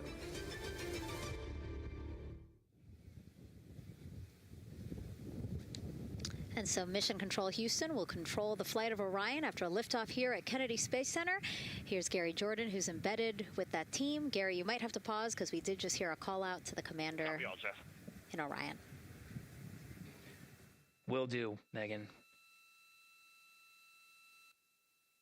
I think that was Commander Reed Wiseman responding to prepare for some of the next steps. We are now holding at the T-minus 10-minute hold. Expected a 30-minute hold. So we are well on the countdown. We are well on the timeline to meet this L-minus time and launch towards the beginning of the window, but continuing to track progress along the way. Again, I'm here with the Artemis 2 flight control teams in Mission Control Houston. The team in the room behind me has been monitoring the countdown and verifying their own mission-specific launch criteria of the Space Launch System, the Orion spacecraft integrity, and its crew. During the final poll before launch, if all looks good from each of the flight controllers in this room, Flight Director Judd Freeling will report a go for launch from Houston Flight. Upon liftoff, teams here take control of the mission and communicate with the crew while they fly on the Space Launch System.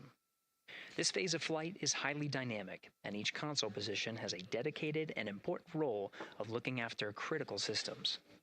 You'll hear calls from Capcom and NASA astronaut Stan Love in this room to the Artemis 2 crew as milestones are reached during the more than 8 minutes of powered flight on the core stage. Liftoff and ascent are just the beginning. This room will be staffed around the clock over the next 10 days to oversee every moment of the mission through splashdown.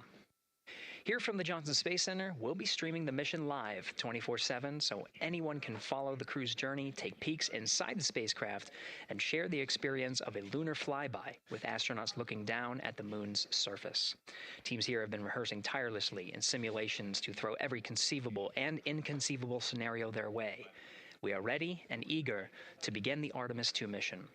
Still milestones to come as we continue the countdown, but we'll be right back with you during the ascent phase of today's flight.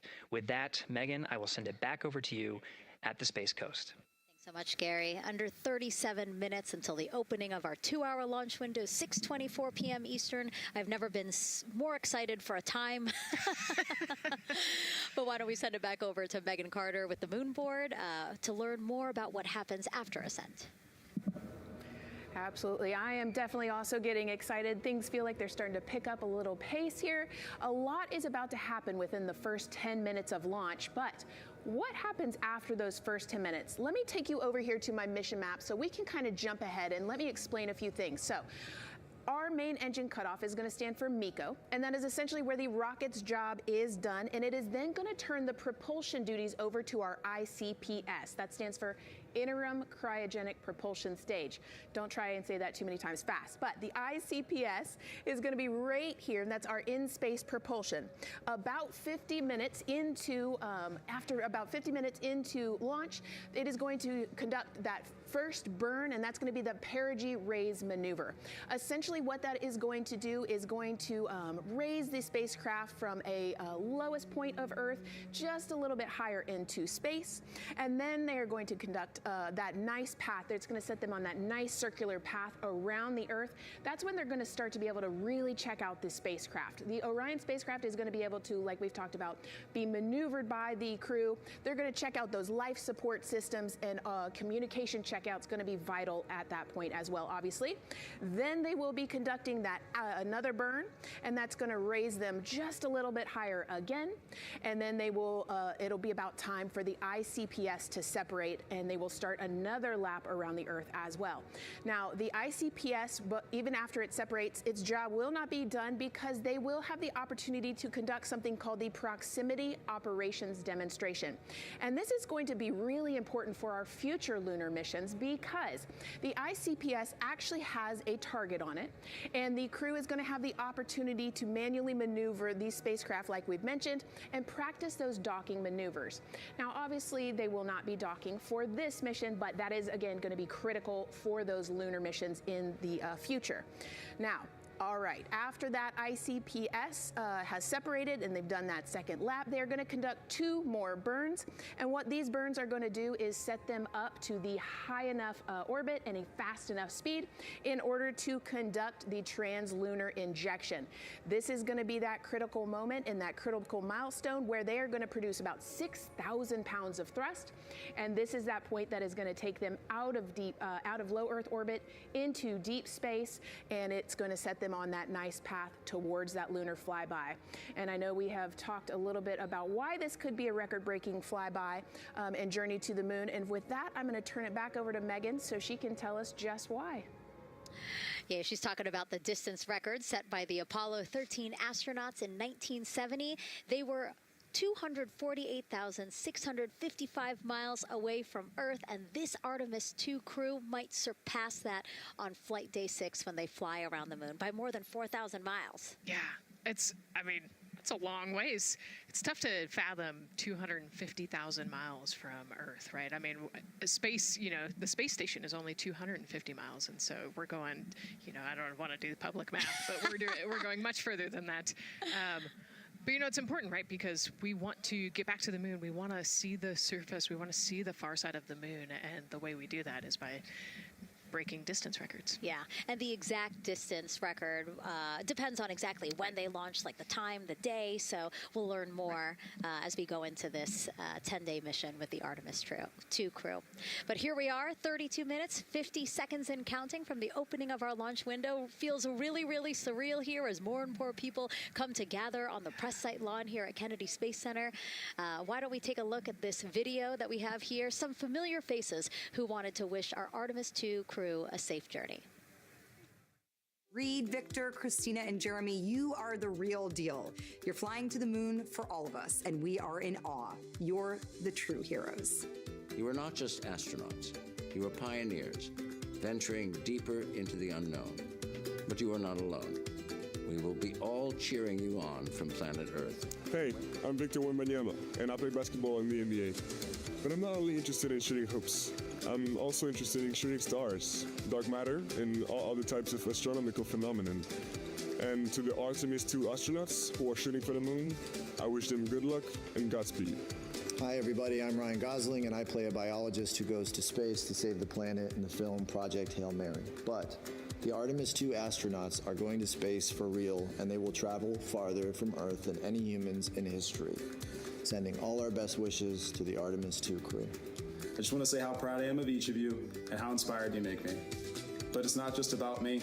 Your mission is going to inspire future generations of scientists, engineers, athletes, and dreamers to do something that they never thought possible. Hey, it's Roy Wood Jr., and I want to wish the Artemis 2 crew a happy and safe journey to the moon, well, around the moon, to go around. I know what you're doing. You got to look for a parking space. This is to go around the moon, make sure it's somewhere to park, and then you park journey. Good luck. It's actually a really good way to explain what how this mission builds. Again, we are hoping to land astronauts on the surface of the moon in maybe 2 years. So yes, we are looking around the moon on this lunar flyby mission to see where we might park. Thank you, Roy Wood Jr.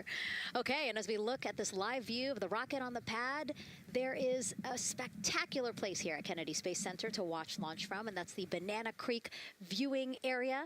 Why don't we go back there where the crowd is excited, and Leah has the best assignment ever, talking to people who are super excited about being here for Artemis 2. Oh my gosh, Megan, you talk about the excitement being palpable. I'm telling you, everybody here on pins and needles as we get just about half an hour away from launch. I've been walking around talking to people, and I'm just struck again and again by how many people are here from across the agency. I want to introduce you to just a small portion of the people across NASA who have been supporting this mission. Patty Ortiz, NASA Armstrong Flight Research Center, Orion Program. Orion. Kathy Graves, Glenn Research Center, Office of STEM Engagement. David Alexander, NASA Glenn Research Center, Office of STEM Engagement. Jennifer Becerra, Johnson Space Center, the Office of STEM Engagement. Here we go. Right back here. Where are you from? I'm from NASA Glenn Research Center, Joseph Panakitis. Joseph, here we go. Wes Furman from APL. Maria Arredondo from Headquarters, Next Gen STEM. Mark Robinson, Stennis Space Center, Commercial Space. Amira Flores, Armstrong, Office of the STEM Engagement. Molly Kearns, NASA Glenn, Space Communications and Navigation.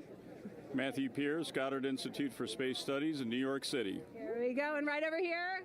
Lauren Ring, Ames Research Center, Data Integration. So we're coming together. We're one big NASA team, one big NASA family, and we have one major message before we launch tonight. Okay, guys, what are we going to say? 1, 2, 3, go Artemis!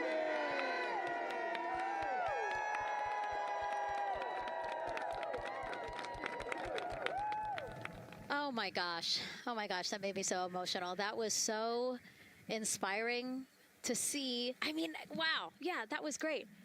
I mean, just to hear everybody say their position, what they're doing to support this mission is amazing. And I'm sure this was something that really rang true and resonated with NASA's Administrator Jared Isaacman, again, to see the workforce come together to do the work and then to be here for launch. So why don't we actually go over to him now with our Jasmine Hopkins at one of our other viewing locations. All right, Megan, thank you so much. The energy here on the balcony is honestly becoming electric as we get so close to launch. And now we are thrilled to welcome NASA Administrator Jared Isaacman. Jared, we're really entering a golden age of exploration. How will Artemis 2 set the pace for the coming years? Well, I mean, Artemis 2 is the opening act, right? This is the test mission. This is getting very comfortable with the SLS rocket, the Orion spacecraft. No humans have ever flown on this before, right? And we're going to put it through its paces. We'll go into Earth orbit for a little bit, make sure Orion's doing okay, and then we are sending them, right? We're going to send them farther into space than any humans might have gone before, 250,000 miles away, and it's going to set up for the subsequent missions. That's why we're going into the golden age of science and discovery right now, because you're going to see moon rocket launch in 2027 when we do our testing with the lander. We're going to go for the landing on Artemis 4 in 2028, and in parallel, we're going to build the moon base, right? And that is going to be filled with science discovery and tech demonstrations that's going to support the enduring presence we're trying to create on the surface. Absolutely. So honestly, history-making years ahead of us, you know, with Artemis 3 and 4. But first is Artemis 2. What will be our single greatest takeaway from this mission? Well, I'll tell you, I mean, after ignition, to me, the moment that I'm going to be most excited for is splashdown. There's no question about that. Good shoots coming down off the West Coast. But look, I think the takeaway from this is gaining extreme comfort in the Orion spacecraft, right? I mean, this is very different than what we've done for more than a half century, right? I mean, the velocities that spacecraft is going to re-enter at, it's going to be new territory for us. We want to get our arms around that completely. So I would say the performance of SLS plus Orion is everything on this one. We want to make sure we do it in as a safe way as we possibly can, understanding what we are undertaking right here, bring our crew back, learn as much we can from the vehicle, set up for Artemis 3 in 2027. Right. And Administrator, we've actually had a pretty young audience today here, some kids running around the balcony. How do you hope Artemis 2 inspires that next generation? You know, I talk about this all the time. Like, you know, one of our overarching KPIs that we should always be tracking is the number of people living and working in space. Well, you know what's another strong number 2 on that one? It's the number of kids that are dressing up as astronauts for Halloween so that they pursue all the secrets of the universe. Yeah, I think we'll see a lot of kids dressed as astronauts this year. And finally, Jared, you've really made it a personal mission to get to know the people behind the work at NASA. Do you have any final thoughts, any final words before today's history-making launch? Yeah, well, one, I want to express a lot of appreciation. I'll tell you what, the 4 astronauts on top of Artemis 2 know this. It takes an army to pull a mission together like this, right? Across all 10 of our centers, all of our commercial partners, the international partners that come together to make this possible. My sincere appreciation for everyone who is currently working the mission right now, so getting them ready for launch, that will be watching over them in mission control, recovering this crew when they splash down off the West Coast. I have complete trust and confidence in your abilities, and everybody else who's not directly working on Artemis 2, Artemis 3 is coming up next year. When this mobile launcher gets back in the VAB, we're going to start stacking. Wow, plenty of excitement ahead of us. Jared Isaacman, thank you so much for being here. Thank you. Thanks for being here. Of course. All right. And with that, let's get back to the countdown with NASA's Megan Cruz. Under 25 minutes and counting from the opening of our 2-hour launch window. And take a look at all these people behind us. I literally, every moment I turn around and I see the clock, I am like, oh, wow. Oh, wow. There are more people and less time. Yes, exactly, which is a great problem to have. Yes. Now, this first crewed test flight of NASA's Artemis program coincides with the 250th anniversary of our country's founders signing the Declaration of Independence. Exploration is a part of America's DNA, and it continues now with our return to the moon. 250 years ago, 13 colonies laid the foundation for the greatest and most enduring democracy in the history of the world. One driven by courage, faith, and freedom. From that moment, we became a nation defined not by where we stood, but by how far we were willing to go. We conquered vast frontiers, invented tools that shaped a modern world. We found light in the dark, and we rose from the earth. Faster, higher, farther. We pushed beyond the sky and into the unknown. We carried our courage into the cosmos, and we planted the American flag on the moon, the defining achievement of American superiority in space. Today, our curiosity stretches farther than ever. American robots search ancient rivers on Mars. New telescopes unfold to glimpse the first stars. And a new generation prepares to return to the moon, this time to stay. For 250 years, America has carried the light of humanity forward. But American exceptionalism isn't inherited, it's earned. Our greatness comes not only from what we've done, but what we're still determined to discover. Because in every era, across every horizon, America is at its best when it's reaching for something greater. America celebrates 250 years, and we are leading the world into the future.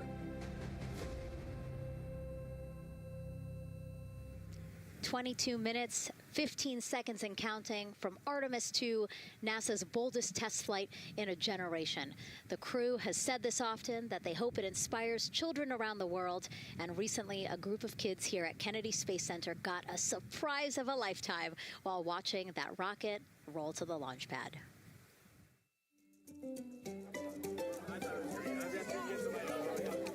tell me what color it is. And who's going to be on that rocket? We're going to be on that rocket. I could make it a little bit longer. Did you see it? Okay, so everybody's looking at the rocket because it is kind of cool and impressive. One of the coolest things happening over there right now, though, is it's on top of a giant tractor. Doesn't all food come in like tubes? It's in these like little plastic bags, and you have to like rehydrate it. Sushi. There's not. I haven't seen sushi in space. It's probably hard to keep that back. Did sushi mashed together? My favorite part was this one little girl. She had a question. She had patiently held her hand for a long time, and Christina turns to her and says, "Okay, what's your question?" She just goes, "I forgot." It was like, that's a perfect little kid moment. I just love it. Wait, are you my mother's cartoon astronauts? What? Say that again? Never mind. It is hard to say. Go Artemis! These two? Yeah. You can put it on. Yeah. There you go. I like your dabbing astronaut back there. It's just so fun to see the enthusiasm, the energy, and a little bit of chaos. 3, 2, 1. Wasn't that so cute? I love kids and their excitement and, you know, even just being real. Like, I don't remember what I was I know, gonna he ask. goes, but I'm glad you're here. Now here we are, Space Center Houston. The crowd has exponentially grown throughout the day. We started showing you live shots from in there probably an hour ago, and now take a look at all the people there getting ready to witness history together. It's something really special to be able to witness something like this together. Yeah, you know, we've heard from celebrities and officials and kids, and, you know, it's amazing. People from all around the world came here today to Florida to watch, so it's something, it's hard to put into words, just how much support for this mission we're seeing today. And great news, too. Remember, the team was tracking an issue with the launch abort system battery. They appear to have cleared that issue, so we are go for launch. Yes, it's exciting.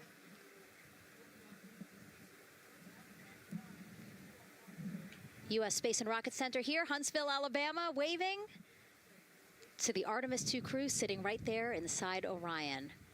Inside of 20 minutes from the opening of our launch window, and right now we are targeting the top of that launch window, so we could be launching here in about 19 minutes, Nicole.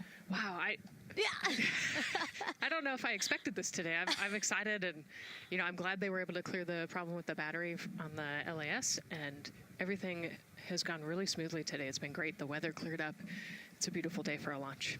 And so now, as we are so close to possibly launch now, just what are your final thoughts as we are about to embark on a mission back to the moon, the first time in more than 50 years? Yeah, you know, just so proud of the crew and all of the teams here on the ground that made this happen. You know, they are carrying the torch from the Apollo era into the Artemis era. And, you know, as the crew likes to say, they want to be the shoulders that the next generation. And let's see, GLS, can you help us with that, please?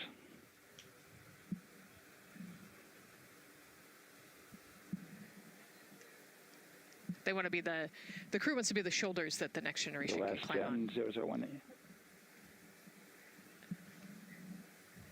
You know, I think it's in their patch. We're going for all. It's in the name of their capsule, integrity, representing humility and the professionalism of everyone that got them there today. So proud of them. We love them. We're excited for them, and we cannot wait to see what they see. Just leveraging everything we've learned so far as an agency, taking us from Apollo now to the launch pad here, 39B, with Orion and SLS poised to again fly us into the history books. And before we leave you now here at the host desk to get back into operations, we just wanted to answer one question for you guys. We asked you earlier on today, what are you most excited for? And we asked you to go vote on Instagram and Twitch. Instagram, you guys said launch. Twitch, you guys said lunar flyby. So I think you guys will all be very excited since we are now about 17 minutes from the opening of our launch window today. And so with that, as we approach terminal count, let's send it back to Daryl Nail in Firing Room 1. Daryl. All right, thank you, Megan and Nicole. And just want to give you an update on the launch abort system that you just reported that they cleared. They believe, they're convinced, this is an instrumentation failure.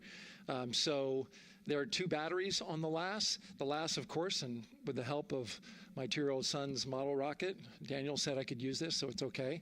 The LAS is right here. It's the tower above Orion. Orion capsule's inside of here. It's used to pull Orion off the rocket in case something's going on with the rocket, either on the pad or in flight. 2 batteries are bad. Well, I'm sorry, one of the 2 batteries reported an out-of-family temperature, and it was very much out of family.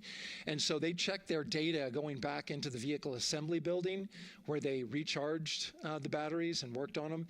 And they have good, solid data, they reported, that tells them that this is an instrumentation failure, that there's something wrong with the sensor. And so they took it before the mission management team, which has to accept the risk, any changes to launch commit criteria, which this would be one, and they all fully accepted it. So now we are clear as far as that constraint is concerned.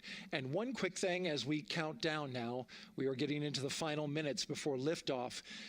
There's a 2-hour window. We haven't quite set the T0 yet, but this is a list of the cutouts. There are 150 cutouts that are included for this 2-hour launch window, and that's important. They're in very small print. That's important because there's basically 16 minutes inside this window that they cannot launch. And these are because of small things flying in orbit. There's a lot more things in orbit than there were back in Artemis 1 when we had 35 to 40 cutouts. For that reason, because of these 156 cutouts, they're going to be managing the launch window as we go forward. So they may have to wait out one of these cutouts. They range in time between 2 seconds to 23 seconds, but you'll hear the NASA test director talk through that. We're getting ready to merge that loop from NASA test director Jeff Spaulding.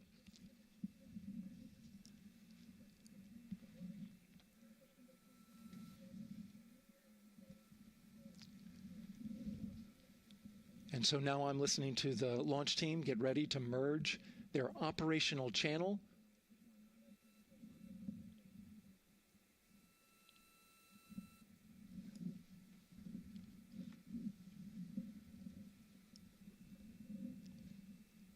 We're now entering one of the most consequential phases of launch day, and that's terminal count, the final 10 minutes. TTC? TTC is on 212. NASA Test Director Jeff Spaulding confirming communications with his team.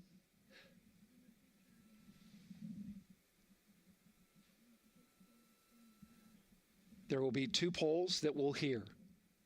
One from Spaulding, the NASA Test Director, confirming the ground systems and the launch team are ready to proceed. At this point, we have a clear board. No constraints, but we need confirmation from each individual on the NASA test director team. So we'll hear him poll his team.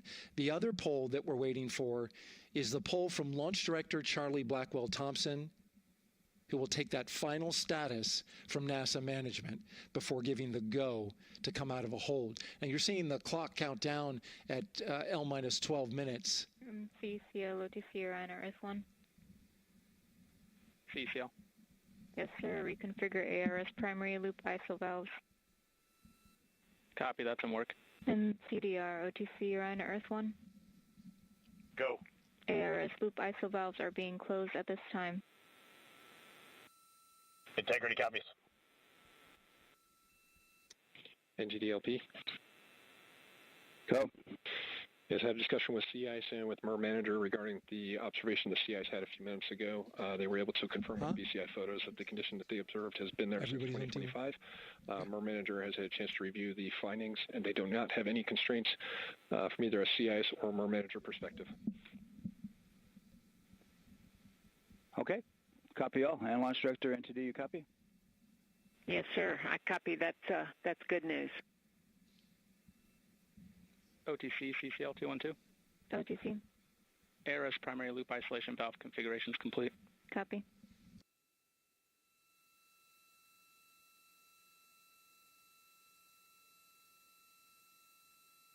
And CGLS NTD, cancel pending, please. GLS copies, and that's complete. All right, and for all personnel, we got a little bit more work to do before we pick up the clock, and we're about a little over a minute from getting to T-minus 10 minutes, but we've canceled the resume time there, and then we'll pick it up after we get through all of our work and anything else that we need to do to get through the remainder of count. So we'll continue working that to get to our T0 today.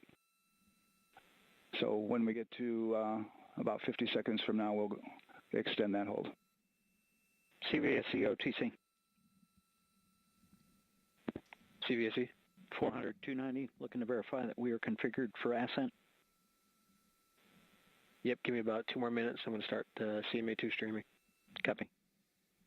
NTD, COSE, hold requested. Copy that.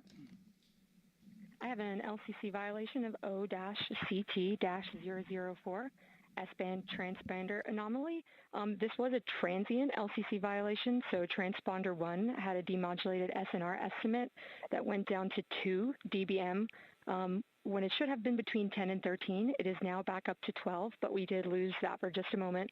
It does not appear that we lost our bit sync or carrier lock, which would be indicative that we lost our lock with the vehicle. So at this point, recommendation would still be go. However, we do have a pre-planned contingency procedure if we want to look at that. But again, this is transient, so we're back in a nominal range. All right, let's see, LPE NTD. Yeah, we're not seeing that hit. So I guess the question for COSE, was that less than 3 samples? Is that below our persistence?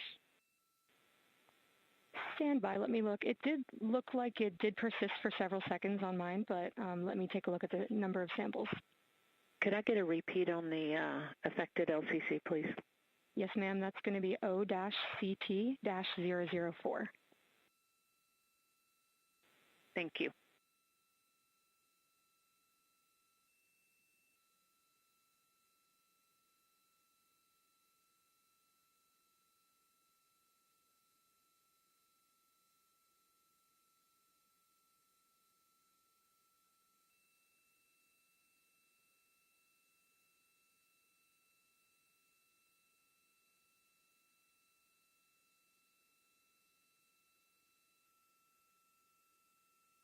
Yeah, us taking a look at the data right here, looks like that was a single sample.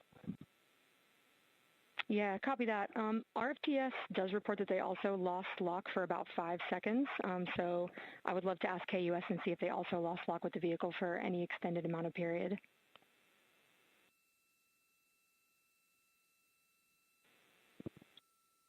And COSE, while we're doing that, these are 1/10 hertz measurements, correct? So we would have had to lose it for over 10 seconds to get a second sample? Yes, sir, that's correct. It is 1/10 hertz. Yeah, so from our perspective, the allowance is effectively up to 30 seconds, up to 3 samples based on the 1/10 hertz. This is not an LCC violation, I believe. Yes, sir. I would agree with that at this point. Copy that. We're checking with KUS on 232. I don't think they have 212 access. We're trying to verify, but it sounds like they have a loss of lock as well. About 2 seconds. Okay. And I guess for both KUS and COSE, do we have lock now? That's affirmed. We do have lock for COSE.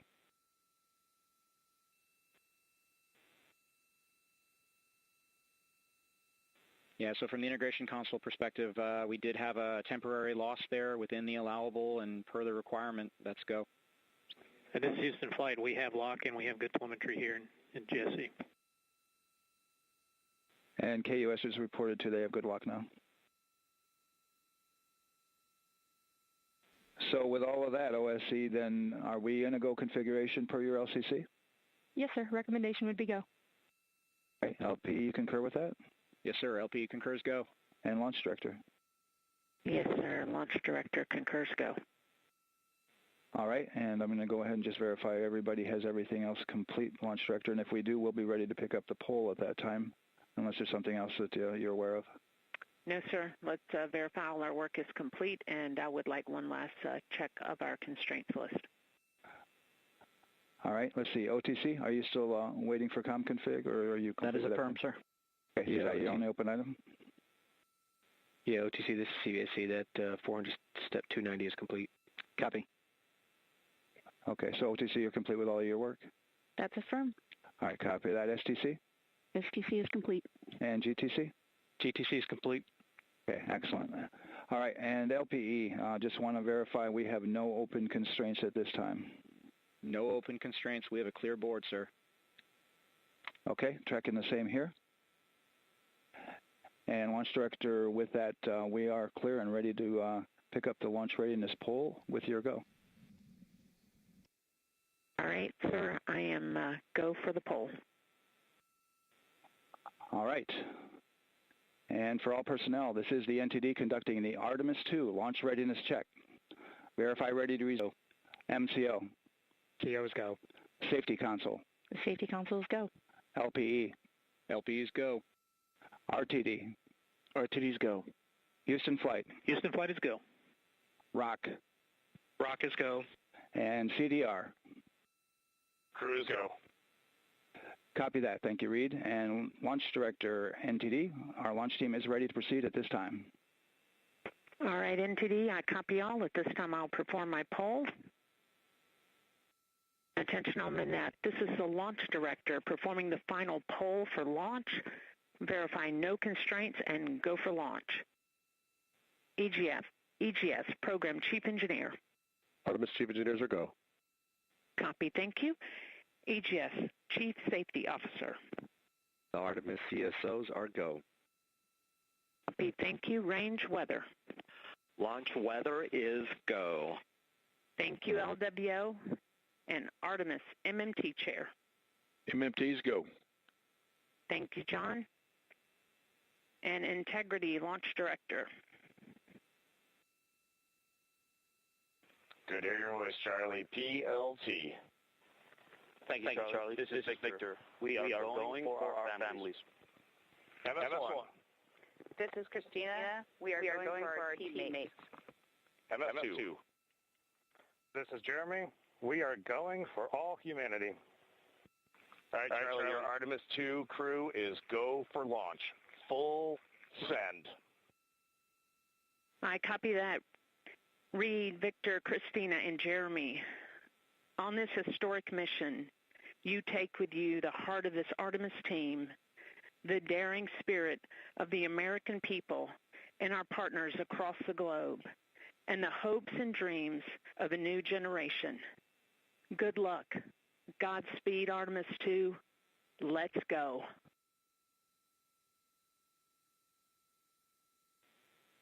And NTD Launch Director. Go ahead, Launch Director. Yes, sir. You have a go to proceed with countdown. Copy that. I'll put it in work. CDR, NTD. Go. Your risers and initiate short purge per your EPROC 10.1.1, steps 8 and 9. 10.1.1, 8 and 9 going to work. Copy. CVSC NTD, start and verify recordings of our Orion cameras. Copy. Okay. Well, there you heard it. RSR NTD. RSR. They're getting ready to start terminal count. SNA arm rotation enable at this time, please. It's currently at T-minus 10 minutes. Once we wrap up this last bit of work, SNA arm rotation enable complete. we're going to start that clock. Copy that. Thank you. Integrity crew, close and lock visors.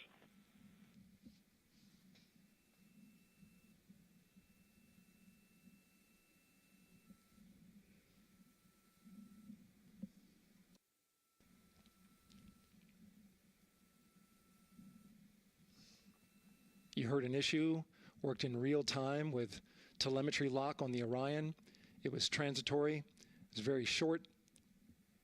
They checked the data, confirmed that they had a good lock. This was with the S-band transmitter on the Orion. Worked through that issue, looked at the data, and cleared it. All with the world watching. Impressive work by the launch team. So we have a 2-hour window, which starts in just a few minutes at 6:24 p.m. Eastern Time and goes until 8:24 p.m. Eastern Time. And ECL NTD will be waiting for your verification on the short purge. ECL copies. And for all personnel, once we get that short purge verification, we'll verify that we are clear to go, and then we'll proceed with the terminal count.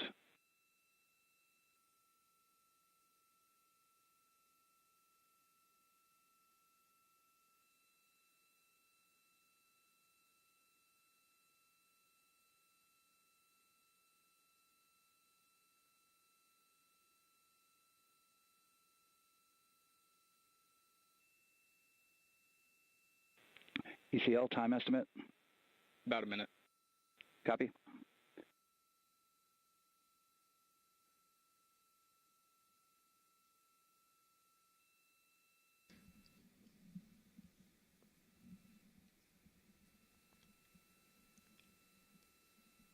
So we're going into the launch window, but not by much, it looks like.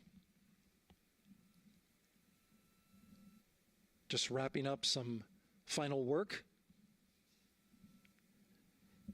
And once that's completed, you'll hear NASA Test Director Jeff Spaulding ask for the ground launch sequencer operator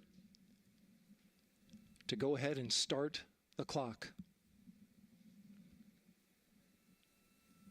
The ground launch sequencer is an application software. It runs on top of the launch control system in the firing room, acts like a conductor of an orchestra, executing hundreds of commands in precise order and timing. It's all autonomous. NTD CCL 212, short purge initiation is verified. All right, copy that, and we're verifying our constraints.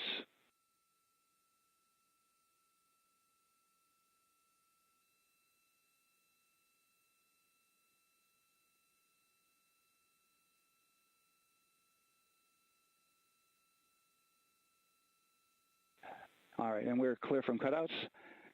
And with that, we're going to resume the clock momentarily. And CGLS, you can resume the clock on your mark. GLS copies. 3, 2, 1, mark. GLS mainline has been initiated. T-minus 10 minutes and counting.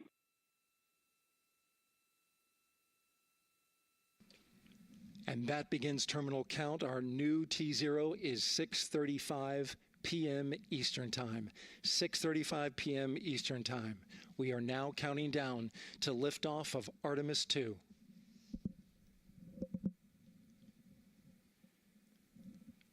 From now on, you're going to hear two voices on the loops.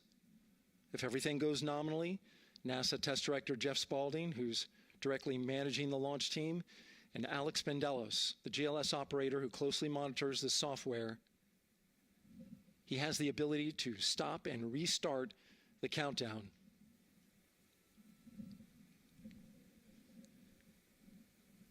A lot of people ask about whether there's a launch button. There certainly is not. Flight and Rock, our new T0 is 22:35:12. Houston flight copies. Rock copies. 22:35:12. Affirm. There you heard confirmation of the exact T0, 6:35 and 12 seconds p.m. Eastern Time. Again, our T0 is 6:35 and 12 seconds p.m. Eastern Time. But as I was saying, there's no launch button. This is autonomous. But there is a button that keeps you from launching, and that button allows the GLS operator to pause the countdown outside of terminal count and during terminal count and submit a hold to the next holding point. So the clock won't stop right away. If there's an issue, we'll go to the next stable holding point. This is how GLS configures the rocket and ground systems to a stable point where they can stop the countdown if that's needed. But right now, we are counting down our next big milestone, looking to retract the crew access arm. GLS is go for crew access arm retract. And there you see the crew access arm moving away.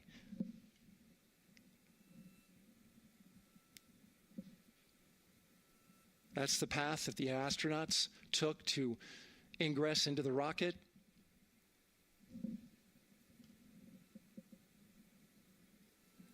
Until this point, that was their way off the pad if they needed to evacuate. 1, 1, 2. Audio but test. now with that 1, arm 1, retracting, the backup transitions to a launch abort system. And they'll begin arming that shortly.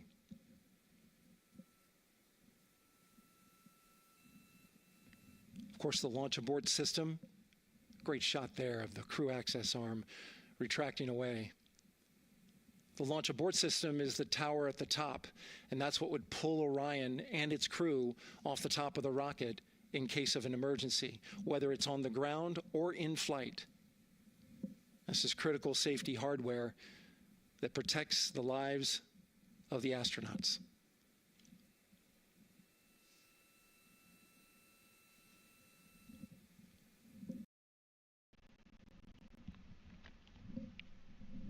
Starting at T-minus 6 minutes, the GLS will start bringing that and other high-energy systems online, starting with core stage pressurization.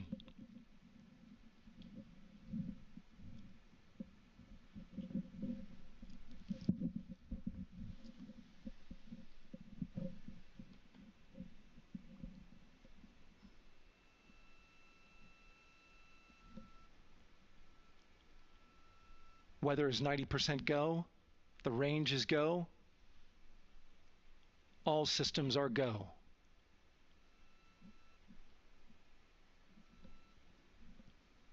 GLS is go for core stage tank pressurization. That means the replenish valve for the liquid hydrogen tank has now closed, and that tank is beginning to pressurize to flight levels because that hydrogen is naturally boiling inside the tank. We'll get the liquid oxygen tank a little later in the count. Now the team is waiting for verification that, if needed, the Artemis II crew could use the launch abort system to pull Orion safely off the top of the rocket in an emergency. Let's listen in for that call. GLS verifies last capability available. And CDR, do you copy? CDR copies, last available. That's great news, and you heard the NTD verify that with the commander of the mission. GLS is go for FTS arm. Now work is being done to arm the flight termination system. This is so the range safety can send a flight termination command if the rocket flies too far off track. There's a brief built-in delay, so the launch abort system has time to pull the astronauts to safety GLS is go for first. LH2 high flow bleed check. All right, the high flow bleed check. That's so the cryo team gets verification that the RS-25 engines, all 4 of them, are in the proper temperature range for launch.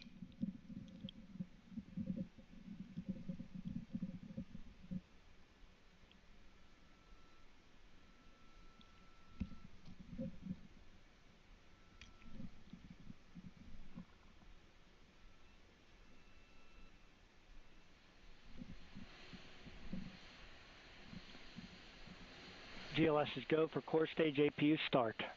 Core stage APUs start. Those are auxiliary power units, high-speed turbines which provide pressure to hydraulic pumps that steer the RS-25 engines. We're going to see a gimbal test a little later at T-minus 2 minutes and 30 seconds. This is what allows that to happen.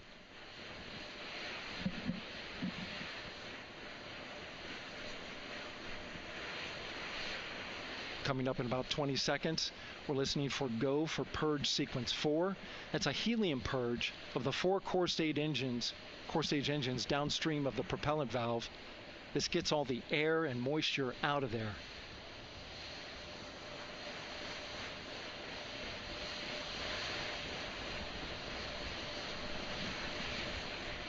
GLS is go for purge sequence 4. Moving through the milestones. All is looking good.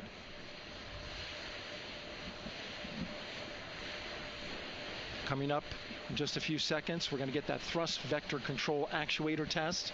This is a gimbaling of the engines.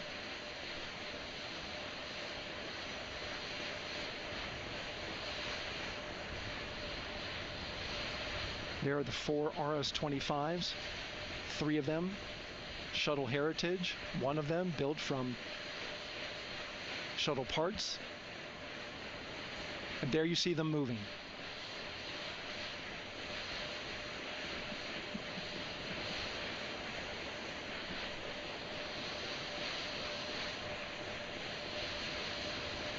Now we're going to start moving the power from both the upper stage and the lower stage of the rocket to internal, taking ground power away and now going to battery power.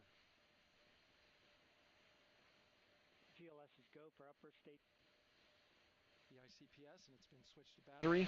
Same milestone for the lower core stage coming up at T-minus 1 minute and 30 seconds.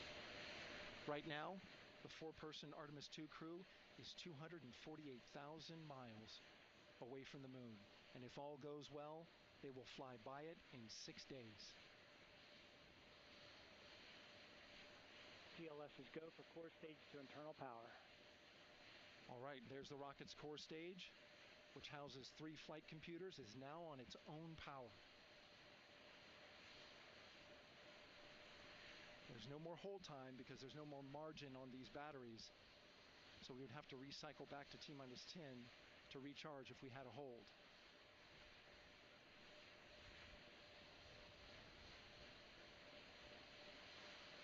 One minute.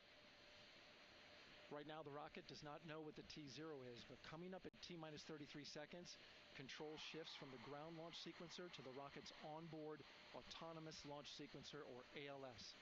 The rocket will count itself down, but honor any holds that could come from the ground.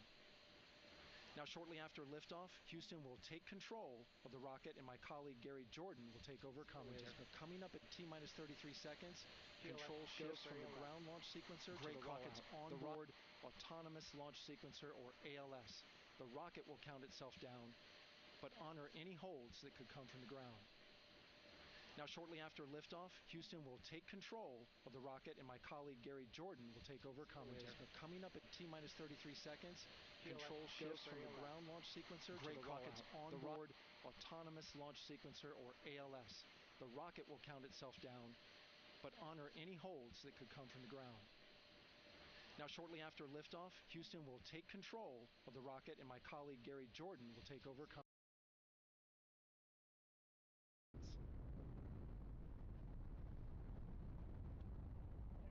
Good roll pitch. Roger, roll pitch. Houston now controlling the flight of integrity on the Artemis 2 mission around the moon. Integrity, AMT high. AMT high. On time passing 30 seconds into the flights. Integrity passes the alternate beacon. Target milestone.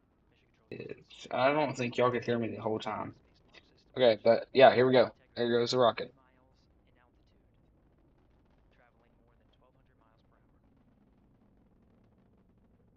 More than 12,000 or something like that, 1,200 miles an hour.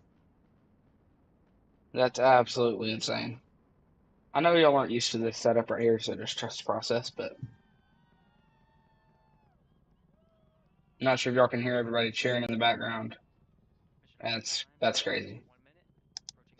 Dude, I got here just in time.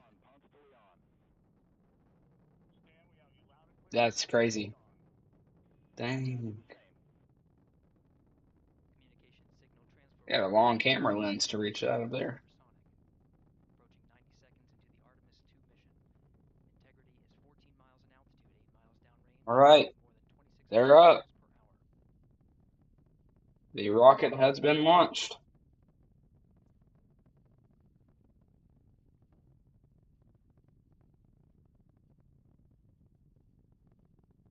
That was crazy. Practically missed it, but We got everything under control now, guys, I promise.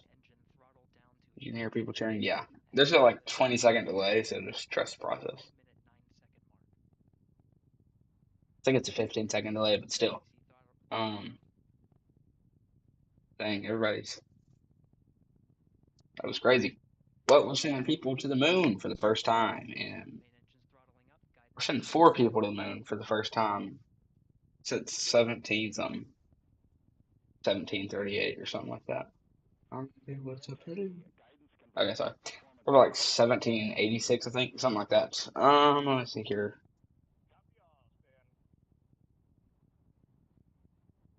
Let me search it up real fast.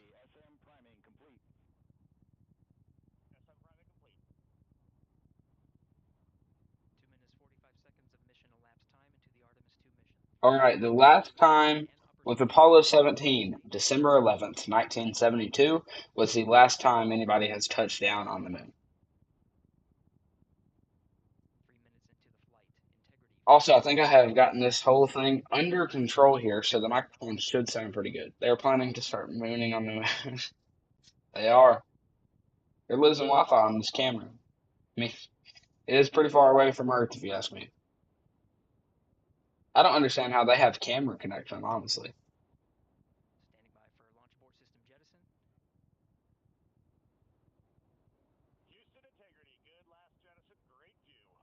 It's crazy. All right, well, they launched it.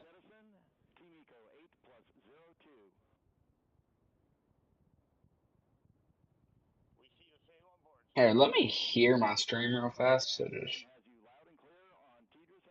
wait.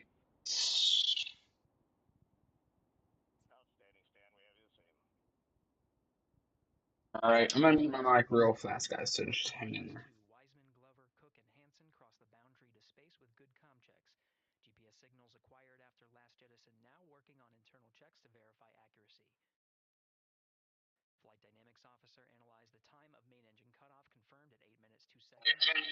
Confirm my microphone sounds like absolute crap.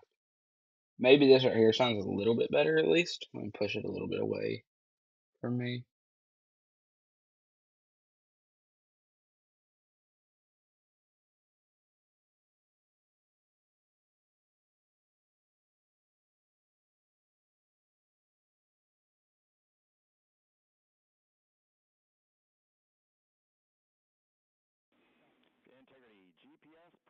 Alright, it should sound a little bit better now. I'll turn the volume down just a bit.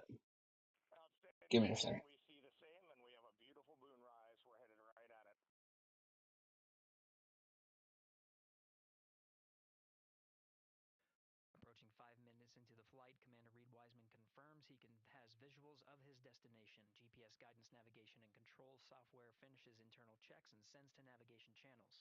The microphone just sounds like absolute crap, so we're just gonna have to hang in there. I just cranked up reverb. So audio test 1 1 1 2, audio test 1 1 1 2. Guys, hang in there.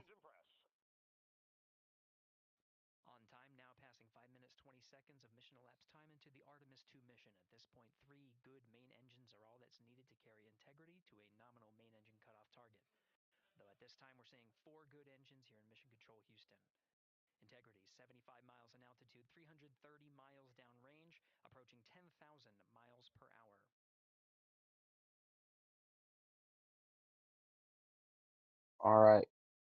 Hopefully this sounds just decent. Honestly, I just want the audio to sound decent. In my opinion, that's all I want. But yeah, that's pretty much gonna be it for this stream. Should we end it at 3 hours or 2 hours and 45 minutes? We'll go 3 hours so I can end it on a perfect time.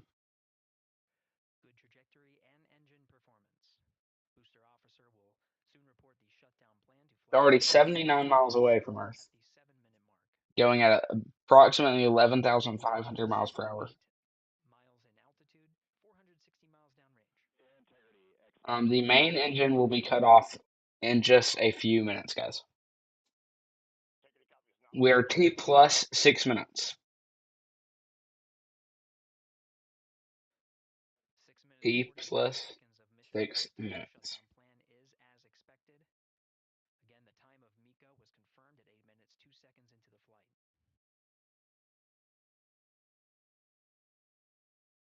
All right. Um, hmm. I figure out how I can fix the audio. We could pick up reverb and turn the volume. So volume sound good. Can do a little bit of a. We'll turn up the low. We'll turn up the high.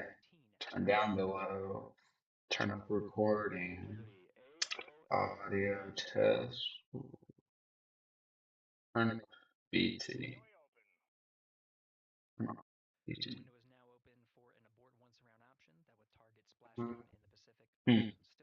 Audio test. 1, 1, 2. Recording studio video. Crank the reverb a little bit. Crank down the volume a little bit. Crank down the high. Turn up the low. Turn up the mic volume. Turn up music because we don't have any music. Alright, that should work a little bit. I apologize if this is destroying your ears. I honestly don't think anything is changing. Fix the audio for real.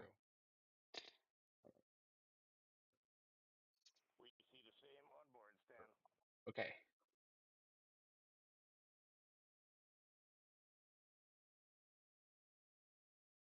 Can't tell if this is just laggy in general or if it's my issue.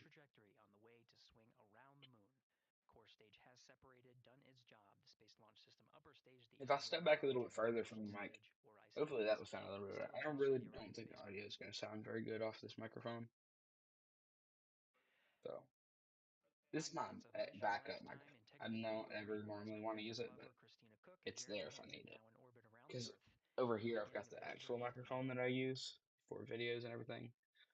And this setup that I normally stream from and stuff, but right now we're streaming from this setup, so.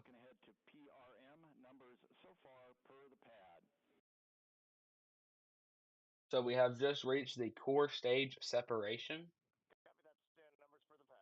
Okay. Bad part from coming from the moon is that it's hard to walk on Earth. Yeah, it's definitely gonna be hard to walk on Earth once they get back. Okay. They're already 132 miles from the Earth, going at approximately 18,000 miles per hour. They are 242,000 miles away from the Earth. So they will arrive there in approximately 2 to 3 days. They should arrive there sometime on Friday. Either late Thursday night or early Friday morning.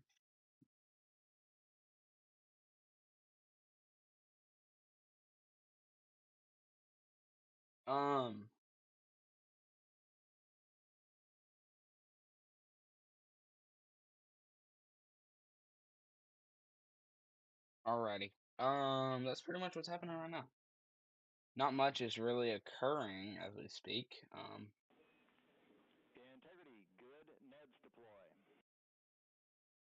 It's where we just hit 2 hours and 50 minutes on the stream, like 2 hours and 50 minutes on the stream like 5 minutes ago, but apparently not. 161 miles away from Earth. And Integrity Houston for PWD setup. Just a reminder, halfway open on the secondary. Alright, they are climbing up in the miles away from the Earth. We're at 168 now. 169. 172 miles away from the Earth. Also, I'm not sure if I can tell my voice, but I'm a little bit sick, so I apologize for that. But yeah. So I do apologize for that. That is confirmed. Complete. We also have the visors are confirmed up now past the dynamic phase of flight that is ascent. Their launch and entry suits. Wait, are we actually just now connected to the actual microphone? Now not as needed. Wait. To raise those visors. I don't even think we were actually connected to the actual microphone. And later in today's mission, they will Audio need test to one egress one or get out two. of the suits to begin Audio some test 112. Audio test 1112. aboard All the right. Discovery spacecraft. Reverb makes it echo. It's passing 12 minutes of mission So elapsed we'll turn time. Again, the perigee rays maneuver is targeted near right about 30 there. minutes of We'll mission turn up elapsed the time, low. 9 Turn minutes down and the 8 low. seconds. Turn up This the maneuver is low. going to be working Turn up the towards high. Commander Reed Wiseman We need to piloted keep the level low. focus on preparing for that milestone. Turn down recording a little bit. Then we have some pretty good audio. Mission specialist Christina Cook So and audio Andrew should sound Hansen pretty good right now.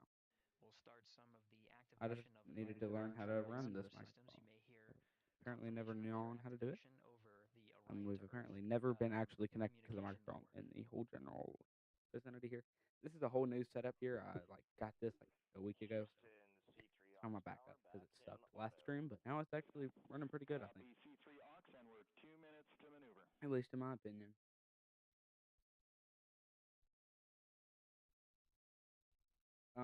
Let me go ahead and get a test on it.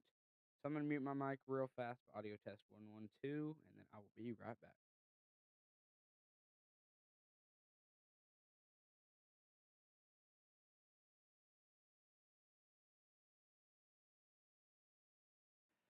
13 minutes and 30 seconds of mission elapsed time. We're going to continue to follow the crew of the Artemis 2 mission. They are beginning their journey around the moon to verify the systems that will take us to its surface. An incredible ascent. Artemis 2. All right, I can verify that the audio sounds a lot better than it did earlier. So yeah, that's good, I guess. Still milestones to come up. I am still going to turn on the microphone monitoring so I can hear it myself. Audio test. Audio test. Audio test. 1112. Audio test. 111112. Crank up reverb. Turn down reverb. Turn down volume on both of these. Alright. Not sure why she said emotional launch. Yeah, the energy was wonderful. I mean, it was a beautiful launch. We've got 4 friends and family members headed to the moon. It's pretty amazing. Yeah. How does that make you feel as someone who, is an astronaut as well, but also, as you said, friends? Yeah, so proud of them. Man, we don't have the words in the English language to describe this kind of an event, and pride, love, so many emotions. They are truly breaking some barriers, and hopefully, as Gary just said, they've got a long day ahead of them. So wishing them well on everything. But so They do far, have a what long beautiful day ahead of them. That is 100% a guarantee. More than 50 years. Maybe they go farther from Earth than any other humans before them. Maybe they see parts of the moon that we've never seen before. I mean, what a great start to what could be all of these milestones. What is this thing behind her? A 10-day mission. Yes, what a way to welcome in the Artemis generation. Yeah, how do you feel? I mean, we saw some beautiful shots we were covering of course, the rocket, of course, the Earth falling away as we continued up into our ascents, but also some of those crowd shots where we saw young and old, just emotional, overcome by this history-making moment. Man, we are going back to the moon for all, and we saw that today. We saw that in all the crowds. And yeah, Not sure how long it's going to take for them to get back from the moon. I'm sure it will probably take a pretty good amount of time to actually end up getting back from the moon. About 5 or 6 days. Yeah. But we'll figure it out I know eventually. a lot of people are like, you know what, I'm surprised this launched on the first try, because we know, like any little thing, we have to be keeping safety in mind, and we want to make sure we're ready to go. But we were ready to go, and I think it surprised a lot of people. What a wonderful surprise on this Wednesday evening. It did, and it kind of surprised me. We are T plus 16 minutes on the launch. Working so hard on Artemis. We will be ending off this stream in about 3-ish minutes from now. For Artemis 2, we were able to go in, fix those things. We even had a couple mishaps today, not mishaps, but a couple, anomalies today that the team creatively came up with solutions for. It's just a testament to the teamwork that gets us to the moon. And so we can continue to watch Christina, Reed, Victor, and Jeremy on their way now to the moon in Earth's orbit and awaiting the next in-flight milestones, deploying Orion's solar arrays. So why don't we get back in with Mission Control and Gary. Hey, thank you, Megan. Again, we're following along on the action. It is a long day. They have a number of procedures. All right, so it is just a little bit past that stage where the core kind of falls off, or where the core engine kind of falls off. We copy, Houston. Thank you. We are T plus 17 minutes and 34 seconds. Cross-tie referring to all right. Flight controllers well, here. With that being said, I'm going to go do some severe weather coverage. It's going to be a fun time. We're going straight from this to do severe weather. So, allowing for an even yeah, distribution of power. It's going to be going from a rocket launch off to some severe weather coverage. So, with that being said, I hope everybody enjoyed. Continue to watch this for just a second longer. Minutes of mission elapsed time.